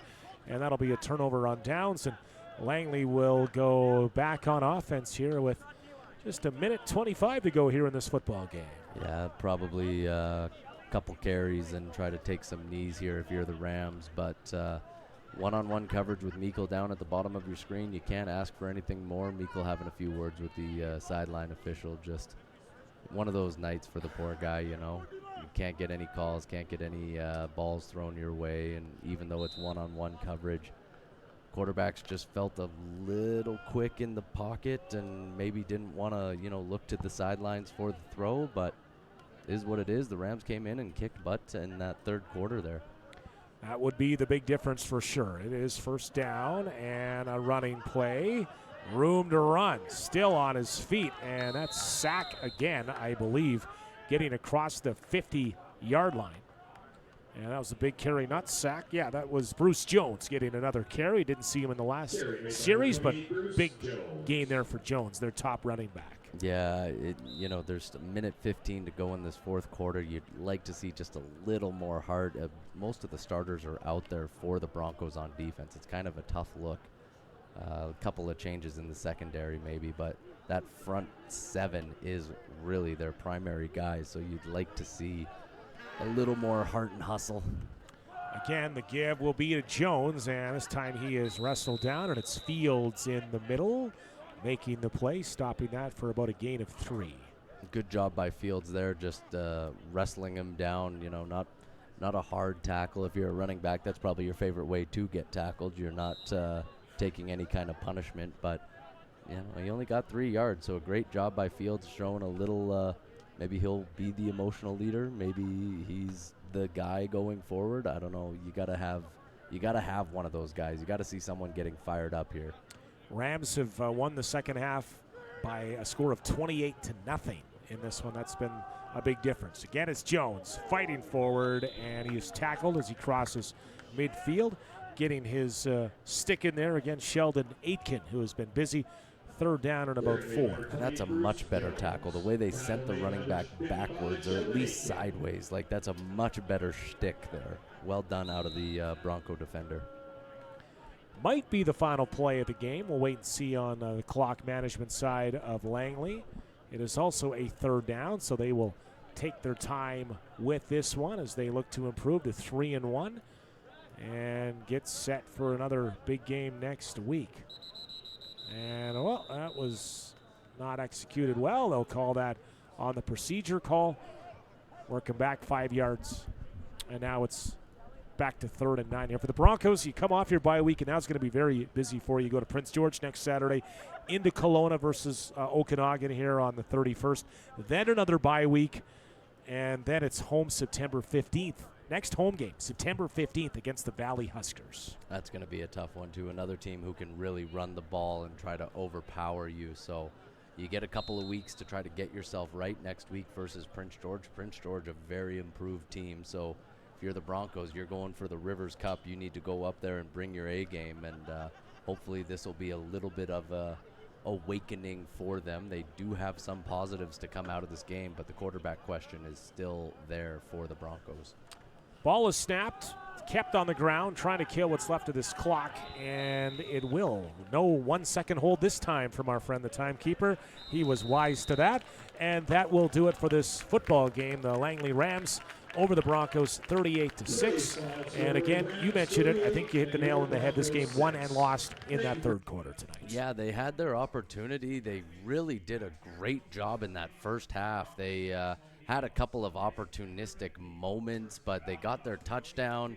You know, they had the play down on the south end zone there where, you know, the quarterback Hooper threw it and it hit the uprights. You had a little momentum in your favor, but you just came out really flat after halftime and just had nothing left to give. So you'd like to see them a little more emotional maybe in the next game, just a little more fired up, but you got to figure out the quarterback situation first. Like, I don't know if you can keep playing games where you're playing 3 or 4 quarterbacks. You've got to really make a decision on who's our guy, and let's try to play with him going forward. But it's tough when no one's really standing out above the crowd.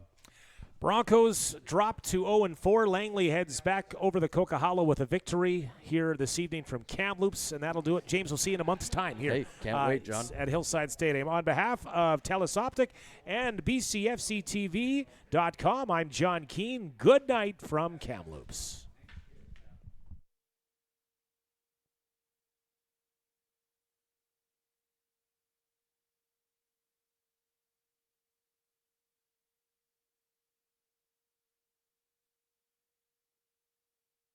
Over the middle, now to the left side, one-on-one receiver. It is caught in behind and out of bounds. So far, this one looks to be about a 21-yarder. Little chip shot for Dosan. Whoopee! Did he get it through?